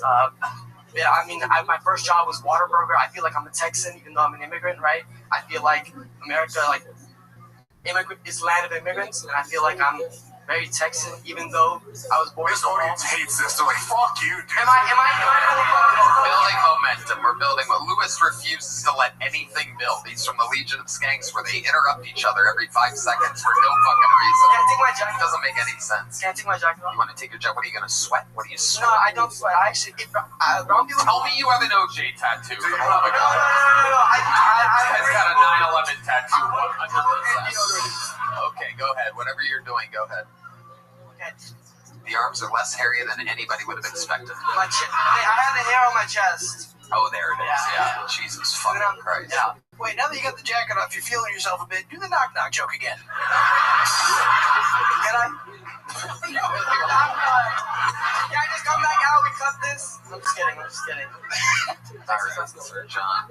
So you said your first job was a Whataburger. What exactly is your job now? I work as a solutions architect for an IT company. So I just help find problems, find solutions to technical problems. Yes. Ari Shafir. That's such a build-up from Whataburger to that. I mean, I've had a lot of jobs. Like, I always worked. I grew up, wanting money, so I always worked. And started my way up. And, hopefully one day I can be a worker. I can work here. Where exactly? Like, you want to fix the neons or something? What are you pointing out? I can find a solution for that too if you need, but I want to be on this stage. I've never done comedy in front of this many people. It's amazing. Good for you, dude. That's awesome. You're doing it. And I came today. I signed up. This is my 15th time signing up. I signed up once a month, every month last year, and I kind of stopped coming this year. But it was 420 on a Monday. I was like, my driver license has a 420 on it. I gotta come. What has a 420 on it? My driver license has starts with 420 and ends with 69. So I think I'm born to be a comedian. I swear to God, I'll bring it out. I swear to all my Hindu gods, I'll bring it out. Yeah. I like your style, man. You're so genuine, and you're kind of like a sweet boy. It's incredible. Right? It's like, I'm just happy to have the opportunity. I started at a Whataburger, worked my way up, and I took a car and a train or whatever to get here. Yeah. He's kind of like you, Tony, with this brown but had no confidence. Yeah. Amazing. Sir John, what's your love life like?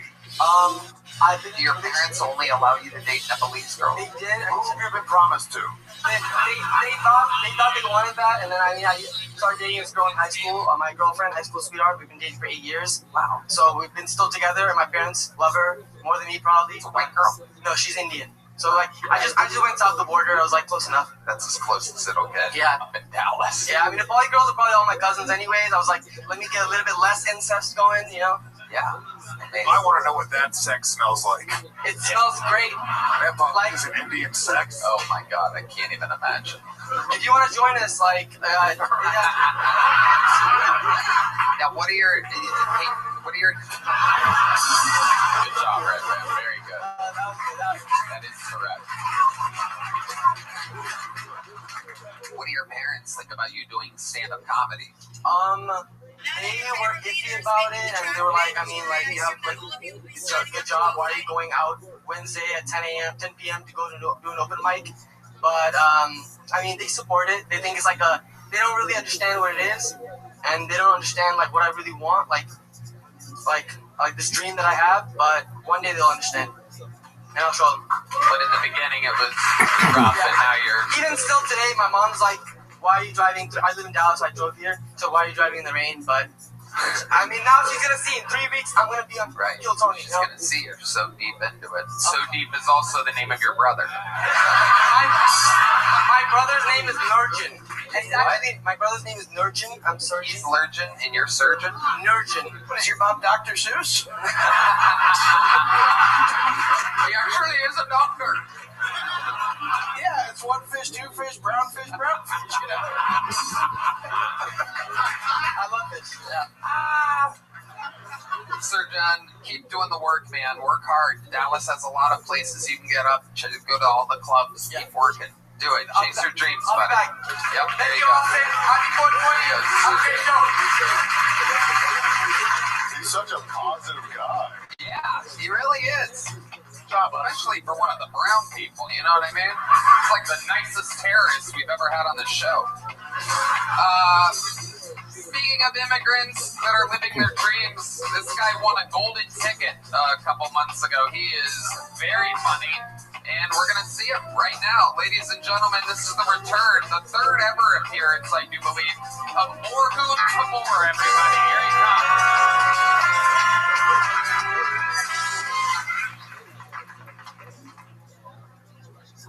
This comedy bit is gonna lose its potency after a black guy, but I love fat girls so much. I fucking love them. And you guys are looking at me like, is it the blowjobs? No. It's the love. Alright, I'm 33 years old. I am fine being the pretty girl in the relationship. At this point. Like, well, actually, I've dated someone whose boyfriend before me killed himself. That's the best. Okay, I'm not saying go find a girl and depress her boyfriend. I'm saying if you did, it would be worth the time. Because, dude, every time you're sad, you get a blowjob. So you don't kill yourself. And it's like not normal blowjob. Like, normal blowjob, you finish and then it ends. This one, like, if you come, you're like, I'm done. She's like, I'm not. She does it till sadness comes out effervescently. And that works with blowjobs, by the way. Blowjobs, comes out, then sadness, then blood if you keep going. So you gotta stop. You gotta stop between sadness and blood. But after a while, it's dangerous because it's like every time you're horny, you get sad. Like Paulo's dick over there. Okay, you guys don't know who Paulo is, but good. I should have ended right before. Or good. Tamor, good said. Welcome, Morgan. Good to be back. Good to have you here. And you are originally from Turkey, correct? Yes. Ari Shafir, what's your analysis of Turkey? I think that's the life story of Turkey. If they had to do a movie about Turkey, it should be called Between Sadness and Blood. Oh, sadness and blood are not separate. They're together. How did I know you were going to knock that out of the park? That is incredible. Orhun, welcome back. What's been going on in life?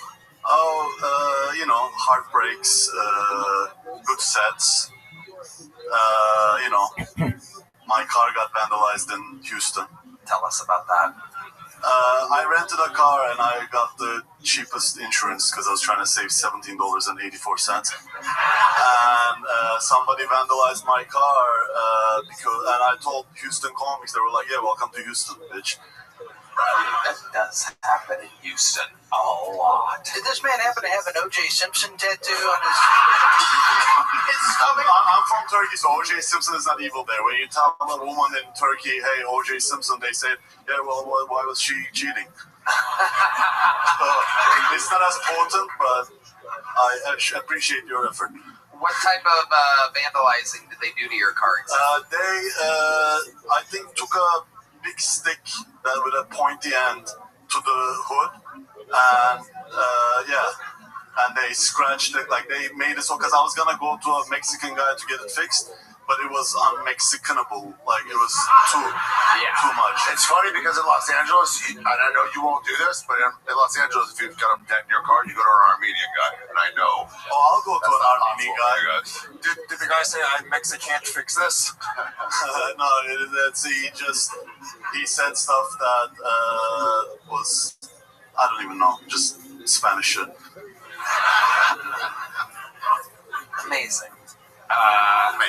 he couldn't fix it, but you tried. Yeah. He was also a comic. He can't with these people. For sure. Those people. Yeah. Comics, that is. Let's get back to this insurance that didn't cover it. Our senior insurance correspondent, Ari Shafir. Yeah, so you got insurance, but it covered everything but vandalism? No. It actually didn't cover anything. So basically, the deductible was $3,000. Why are you making me talk about insurance? This is okay. You're laughing. All right, cool. I'll do it. So there's a $3,000 deductible. If I paid $17.84 more, it would have been $500 deductible. Yeah. Are you happy you asked? Is this a comedy corridor? You're glad you walked into, motherfucker? That's what I'm talking about. That's the team where we know. There you go. How was your set, though? Did you have a good set? Oh, I had great sets. I'm the only person who did like 16 shows in 7 days and lost money. How much did this end up costing you? $1,000.40. Oh no, $1,040 and like 60 cents. Right, the cents. By the way, future reference, cents don't really matter here. Not really. It matters to me. And to Ari, by the way, it does. Yeah. That's why our people survive thousands of years. Those cents, we make it count. Amazing. Orhun, so fun. What else is going on? Anything else crazy we should know about? Honestly, I used to have a life before this. Now it's only comedy, which fuck life. I don't give a fuck about life, It's what you want. I'll play volleyball after I'm dead, I want to do comedy, and it's been great. Absolutely. You're doing a good job, Orhun. Yeah. I'm proud of you. You're living the dream. Thank you. I love validation, so... You love what? I love validation. Nation, absolutely. That's Sir John's other brother. I'm not being ironic, by the way. And every now and then I need to be patted. Yeah, you got it. Doing good, bud. Yeah. You look good. You're killing it. Everything's good. Orhun to more, everybody. We're going to keep it moving along. Good stuff, Orhun. We'll be back soon. He's the defending golden ticket winner. So there you go. With the golden ticket. I don't know Golden exactly. ticket. You get the lead. What? Anytime you want? Well, it's kind of any time you want. It used to be, but now there's so many that you kind of leave avails. And I look at things every week and see how many regulars we have and how many spots there are. And usually can only squeeze one in based on like a rotation kind of when the last one was. It's a good question that most people don't know about. So it's like playing you off for your discussion about what? They say wrap it up with music? Yeah, it is crazy. That's crazy. That's a crazy thing. I know. Legitimate question. Loves hitting the drum very hard. He has no sense of how hard he's hitting the drums over there. Yeah, these wacky earpieces so they can all communicate with each other. Can't hear out. Just treated like an ox. They can be like, does anyone have a blunt? B minor means pass it down. Yeah. Okay, ladies and gentlemen, your next bucket pool. There you go, Michael. You get to play on the drums, everybody. Goes by the name of Stephanie Ann, everyone. Stephanie Ann. I just got out of a 22-year lesbian relationship. Not with a female, with a man who is a real bitch. Let's talk about it. Now men say things to me like, whose pussy is this? I'm like, I think it's mine. I mean, if this pussy at 45 and I don't own it, it better be a land contract or rent-to-own situation. Otherwise, please, everyone give me $1 tonight to pay off this Affirm loan, okay? I've just lost a ton of weight with gastric sleeve surgery. For those of you who don't know what gastric sleeve is, it's where they surgically alter your stomach to only hold 4 ounces of food. But, like, don't worry, boys. I can still fit 8 inches down my throat, okay? Yeah. I don't know if y'all got that, but, we got a ruler in the car down the road somewhere. I don't know, Austin. I'm from Detroit. All right. Anyway, I'm done, I think. All right, cool. 59 seconds. She had the timing that Sir John wishes he had. Amazing. Oh, I put the mic over here. All right. Welcome, Stephanie Ann. This is your first time on the show? Yes, my first time in Austin. I love it. Welcome. When did you get into town? On Saturday morning. Nice. What have you done since you got here? I did a show with a couple of my friends that are comics here and got really high because, 420. Where'd you come from? Detroit. Nice. Yes. How long you been on stand-up? I've been doing stand-up since the pandemic. I started doing like TikTok videos, and then I started doing actual stand-up comedy right after everything opened up. When did you lose all the weight? It's been a 13-year journey. I've lost 350 pounds. Whoa! That is, for those of you wondering, that is a Peyton Ruddy worth of weight. Yes. Well, guess what? You lost it. Red Band found it. Yeah. I also lost the last 50 pounds with the help of Wegovy. Whoa! Shout out. Yeah, I call her by her name because that bitch has been inside me for months. So Hey, can I just tell you that should not be the last 50? it should not. No, I'm working hard though.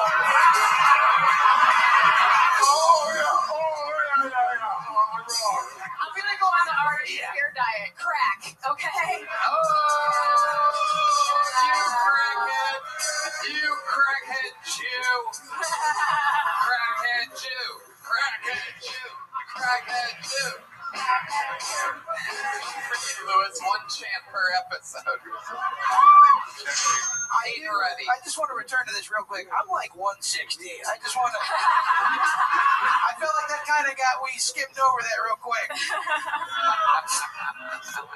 Bro, I have been crossing my legs this whole life. That's because you're an old Jew, man. I love it. 70, you said you're 45 years old? I'm 45 years old. I feel so bad. Women age like shit. Ari Shaffir is 78 years old. Stephanie, let's talk about that. Was that true? You were in a 22-year-long relationship? Yes, I was married to. I'm actually still currently married, but we're separated. But I was married to my husband for 22 years. Black guy, right? Okay. When did the relationship end? It ended when I started comedy. During the pandemic. Just slightly after the pandemic, yeah. Right. So what weight were you during the pandemic? What weight was I? About 250. About 250. Yeah, I had lost the first amount of weight beforehand, and then had my 2 kids. I have 2 boys. How old are they? My oldest is 12, going through puberty right now. I just fucking had to take a vacation. And my youngest is 10, and he is level 3 autistic. Okay. Yeah. So if you need a 10 mother.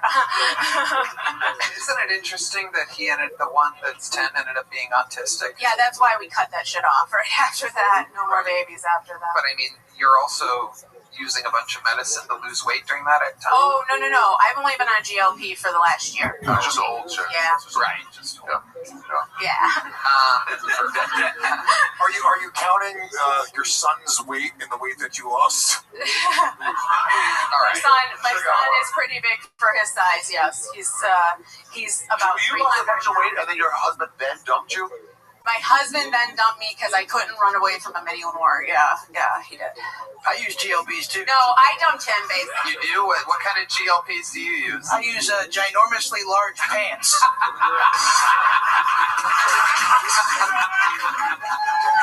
160! 100! Amazing. So, Stephanie, tell us more about your life. I find you so intriguing. You seem like you're taking these jokes, you're laughing. I love it. You're like a real comedian. This is great. Thank you. Tell us more about your life. I'm an insurance claims adjuster for like a union insurance. Can you help a guy that rented a car in Houston, Texas? I probably can't because I chose not to rent a car just for that fucking reason. I was like, no, thank you. Nothing but trouble. Mm-hmm. So how did you flew obviously from Detroit? Yep, I flew from Detroit What airline? to your on Delta, of course. Yeah. No, I'm a white woman. Come on, I'm not fucking around. That makes sense. We had to actually fly Southwest this weekend to Las Vegas. It's the only airline that flies directly from Vegas to Austin and back. So Red Band and I, if you're wondering, even though I got choke slammed by the Undertaker last night, my back mostly hurts because of flying Southwest this weekend. So it's absolutely incredible. Not kidding, by the way. Stephanie, so you flew Delta, you landed here, you had fun with how many comedians did you come here with?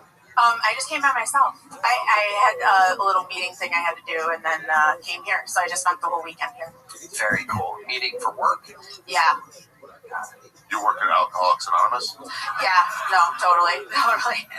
Amazing. So since you have been broken up with your husband, you've been out dating? Are you on the sites? What's going on? I've like dated a couple guys, but like honestly, I'm so busy with my kid. I'm kind of like, and you know what? People are like train wreck, you know. So guys don't want to date you; they just want to fuck you. So how's that going? You know. They don't want to fuck you. They will. You speak for yourself. Why don't you? I don't know, bro. There was this homeless man outside, and he was trying to get it. His name is Royal Oats, and okay. I mean, this guy seems to like me. I think he's blind, though. Dude, she's like 120 and svelte. Yeah, totally. You'll feel it. You can't trick the madness, by the way. This guy reads that and look at him laughing like, tell him, Tony, motherfucker. Tell this Jew I ain't stupid. She's a Persian princess. He will wrap his hands around that and be like, what the fuck is this shit? 120. I'm a Hungarian gypsy, not a Persian princess. Oh my goodness, you were a hungry Hungarian? Yes. Hungry hippo, yeah. I love it. No, Stephanie, you're great. What's the longest set you've ever done? I did do a 40-minute set once. It was a train wreck, okay? Yeah, I was not ready, but I usually do about 10-15-minute sets here and there in Detroit. So how long you in town for? Just until tomorrow, actually. I stayed for this. Got lucky. Yep, did, totally. Got lucky. Well, Stephanie, very fun. I love your style. I love your energy. Congratulations. All right. You did it, Stephanie and everybody. We're having fun tonight. I like this episode.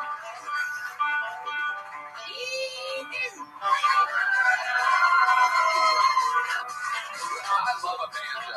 Feel free to stay here in America with us, please. I noticed you did banjo when the black guy was up here. What's that? You did banjo when the black guy was up here. It's unbelievable. The banjo. How about another hand for Winston Marshall, everybody? Make sure you follow him on social media. Great musician. He's got great takes on the world and stuff, too. A lot of common sense for a musician. And for a person. Can I say, especially for a musician. I don't know if you're breaking it, but I saw him play with Big J Ogerson at Bonnaroo, like, I don't know, 10 years ago, 12 years ago. You guys fucking destroyed. Yeah. We all went, like, I don't know, let's check it out, and then we were converted in 8 minutes. Yeah. Amazing. Make some noise for your next bucket pool, everybody. It's Adam Beck Ariola.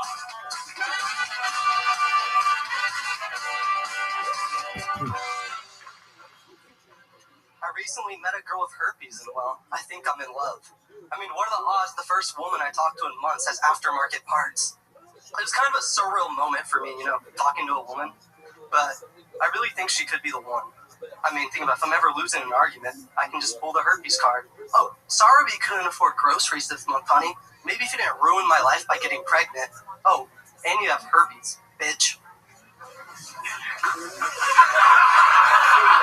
But you know, I'm really considering getting herpes.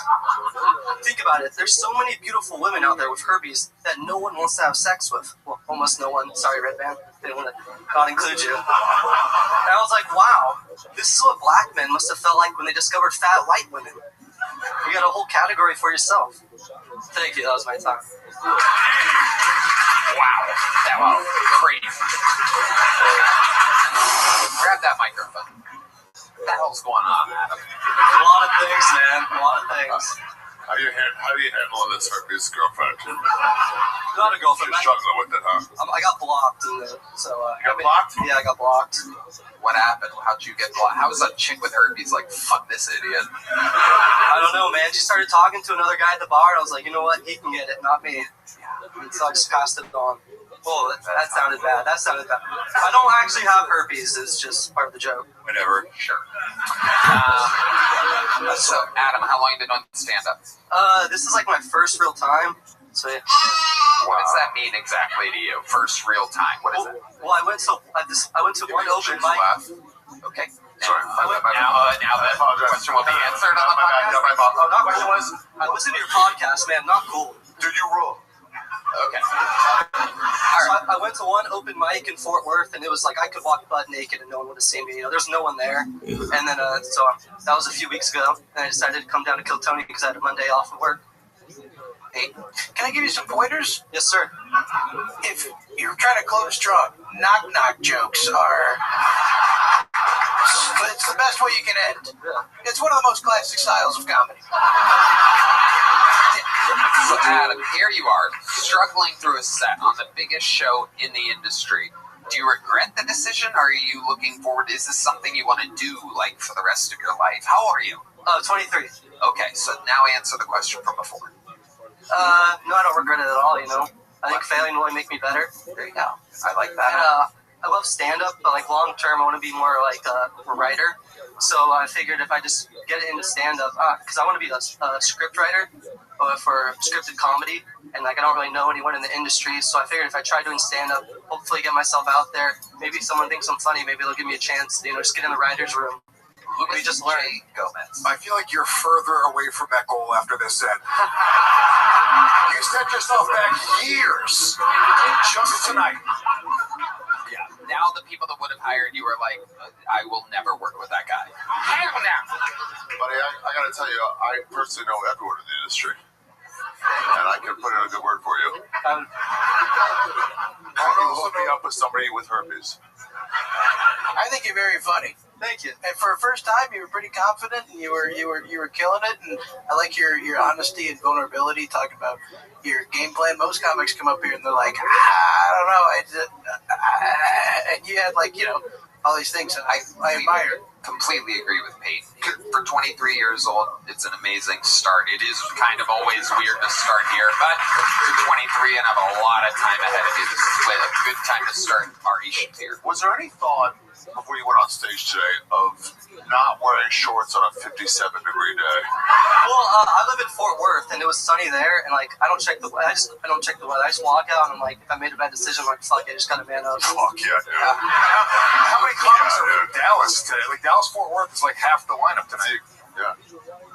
Sorry, what was that? Everyone. It wasn't about you. It was just an observation. It's funny. For really no reason. It's your first time doing stand-up, and your shirt says, "Not my first rodeo." Shout out Mike Stud. It indeed is your first rodeo. Yes, sir. Fake it till you make it. That's what that shirt says. Yes, sir. Adam, before I let you go, tell us one more crazy thing about your life. You have any special skills or talents other than, anything at all? Oof. I mean, I could try to trauma dump, you know, to get some envy, but I don't know. What? Do you have a crazy traumatic thing that happened to you? I mean, who doesn't? I mean, my mom recently got canceled. How did your mom get canceled? I don't know. It's kind of impressive to get that done in 2026. But Go ahead. So it's kind of I'll make a long story short. So my birthday was February 1st. My grandpa's is February 3rd. And I had, like, a tweaker uncle who wanted to plan a birthday for my grandpa. He's like 20 years sober, and the drugs still mess with him a little bit. So he's like, let's schedule a family gathering, get everyone together for my grandpa's birthday. I was like, you know what, my family's a little dysfunctional. I'll fade that and just stay here in Texas instead of going back home. Where's California. And then, so my mom, the family's all there, and she's like, you know what, screw this. I'll do what any normal person will do with a dysfunctional family. I'll go to the bar at 12 on a Saturday, you know, get a midday fade in. And then, make the long story shorter. Yeah, sorry. Tell stories like a woman. We need more detail. They planted these ICE protesters right outside the bar. And so obviously my mom has that 2 p.m. fade in after the bar, you know, because family drives us all crazy. And she's walking out, and there's these ICE protesters, and you're drunk from the bar. Of course you're going to go talk to them. And she's talking with them. They get a little bit of arguments, you know, this little pushing and shoving happens. And obviously they're recording it, you know, the clip fading. Keep going.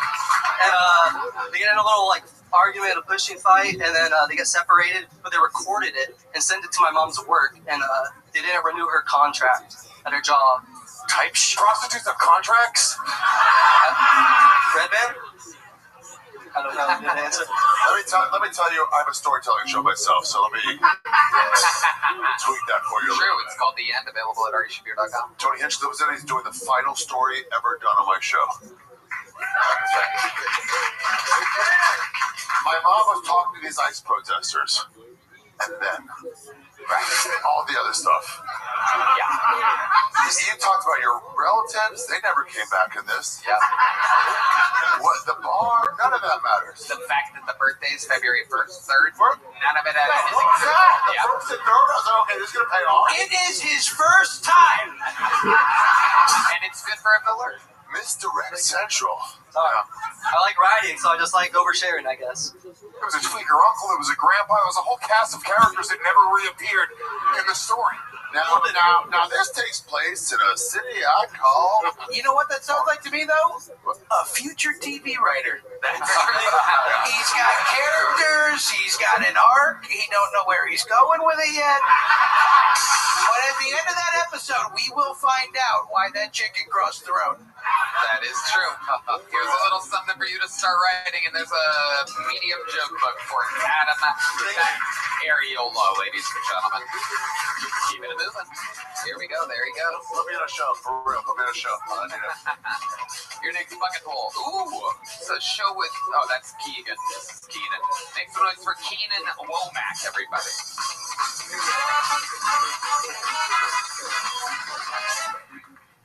So guys, I'm Keenan. I'm from a military family. I'm very proud of that. My cousin is actually overseas right now. Yeah, he joined ISIS. Yeah, now he's a viral star. You can find all his stuff on Live Leak. I hear a lot of stories about students and teachers having inappropriate relationships, and I'm not going to lie, when I hear that, I get a little bit jealous. You know, I think back, I was a handsome guy. Why couldn't that have happened for me when I was a teacher? You guys seen Crazy Rich Asians? Anybody seen that? Yeah, they're making a sequel. It's called Crazy Poor Asians. It's about Filipinos.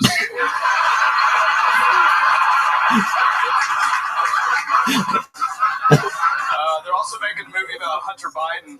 It's called White Lines Matter. Yeah.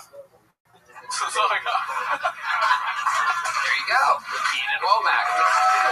Funny jokes in there. How long have you been doing stand-up, Keenan? About 3 years. Where at? I just did a show at Shakespeare's next door on Thursday. It was a lot of fun. No, I mean like the whole 3 years here in Austin. Oh, yeah, in Austin, yeah. So I'm sorry, I'm not very good at answering questions. Well, that's Ask my going to go wife that, super yeah. smoothly then. Yeah, for sure. What do you do for work? I'm in sales. What are you selling? Well, if I told you that, I might get in some trouble. No, I'm selling tag. It sounds cooler if you say you're selling drugs, though. I think that's a lot more interesting. Yeah. You're a funny guy. How old are you? I'm 32. 32. Yeah. What made you start stand-up 3 years ago? Well, so I actually started in high school in Dallas. I started as an 18-year-old, and then I got drunk for 12 years, and then I stopped drinking, and then I started doing stand-up. Wow. So, yeah, You started at 22 and have been drunk ever since. Yeah. Yeah, I actually got 5 years sober last weekend, so. Oh, congratulations. Yeah, don't clap too much. Saturday's my cheat day, of course, but. Amazing, Keenan. Do you have any special skills or talents that would surprise us? Yeah, I can rip a drum set, like, no. Are you serious? Are you the dead serious? Are you fucking with me? I'm gonna be so pissed if you're fucking with me. How long have you been playing drums for? Like, since I was 12. No way. Serious? I've played in more bands and done more shows music than I've done stand-up. If only we had a fucking drum set here. And if only we had a running historical part of the show called Mexican Drum Off. I don't know if you guys know how it works. Looks like some people dragged their liberal girlfriends out with them tonight. So let me explain how this goes. Historically on this show, if a comedian knows how to play the drums, they get to have a drum solo competition with the resident drummer. All time, every resident drummer has won this competition, but if Keenan wins this, the house rule is that he would become the full-time drummer here on Kill Tony, and that Michael Gonzalez would have to go into tech sales. That's the big twist. They have to trade jobs, literally. Tony, I gotta give a warning for the audience here. Yeah. For all the women in here, you're about to gush wet. It's simple. I think you know how it works, right, You Keenan? got a napkin on your table. Apply it now. And if you get too it, remember, just look back at Ari Shafir. And back in. Wait, I'm supposed to do it. Okay, whatever, go ahead. This is a Mexican drum.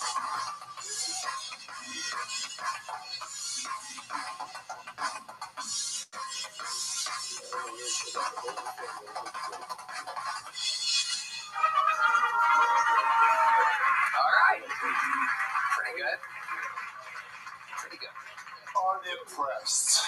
Yeah, I would have gone a little crazier playing since 12. I would have really built it up a little bit, told a story there. I was just kind of hold on, this blonde bimbo really wants to say something. Let's hear from this Hulk Hogan's ex-wife for a second.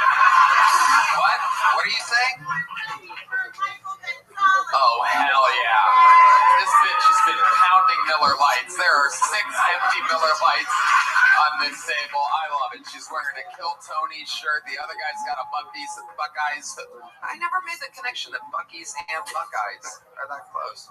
It's probably a brand deal. We could have The bouncer just told you something your boyfriend never would. Shut up. Yeah. All right, ladies and gentlemen, here to defend his throne. I mean, if the drumsticks break or something amazing, he could lose this thing. This is Michael Gonzalez.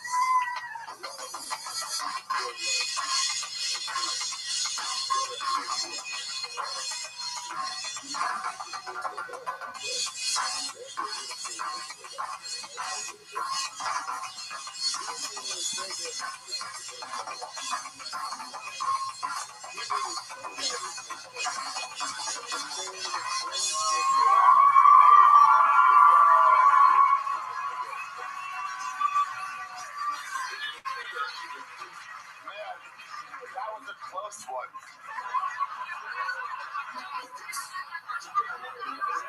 Well, the craziest part of this competition historically is that the audience decides. Make some noise if you have Keenan Womack winning that competition. Throw that guy out. So whoever the butt clap, Mossad agent, throw him out.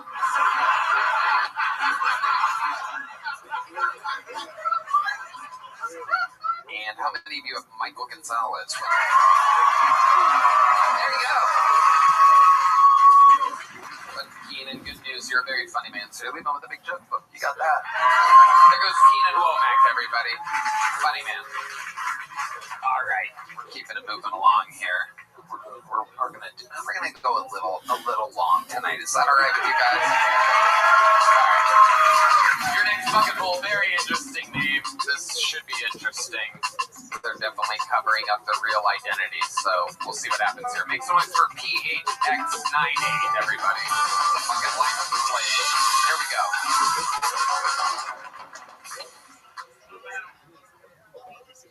Hey, Tony. I heard you were gay, Tony. No GTA, Tony. I'm like, no way. Tony? Anyways, Tony, you fuck with raves, Tony? Nah, bro, you fuck with raves, Tony? Shit, Tony. I think you my twin, Tony. You looking kinda thin, Tony. Shit. Bring that shit in, Tony. Damn, Tony.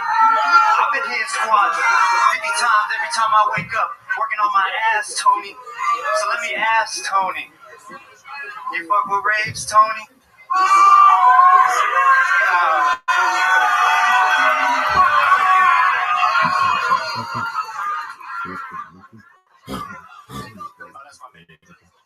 They really do not like people mentioning Tony. I mean, it's kind of nuts. Have you ever seen it? Anyways, Tony, you fuck with raves, Tony? I heard you were gay, Tony. Should be interesting. They're definitely covering up their real identities, so we'll see what happens here. Make some noise for PHX98, everybody. The fucking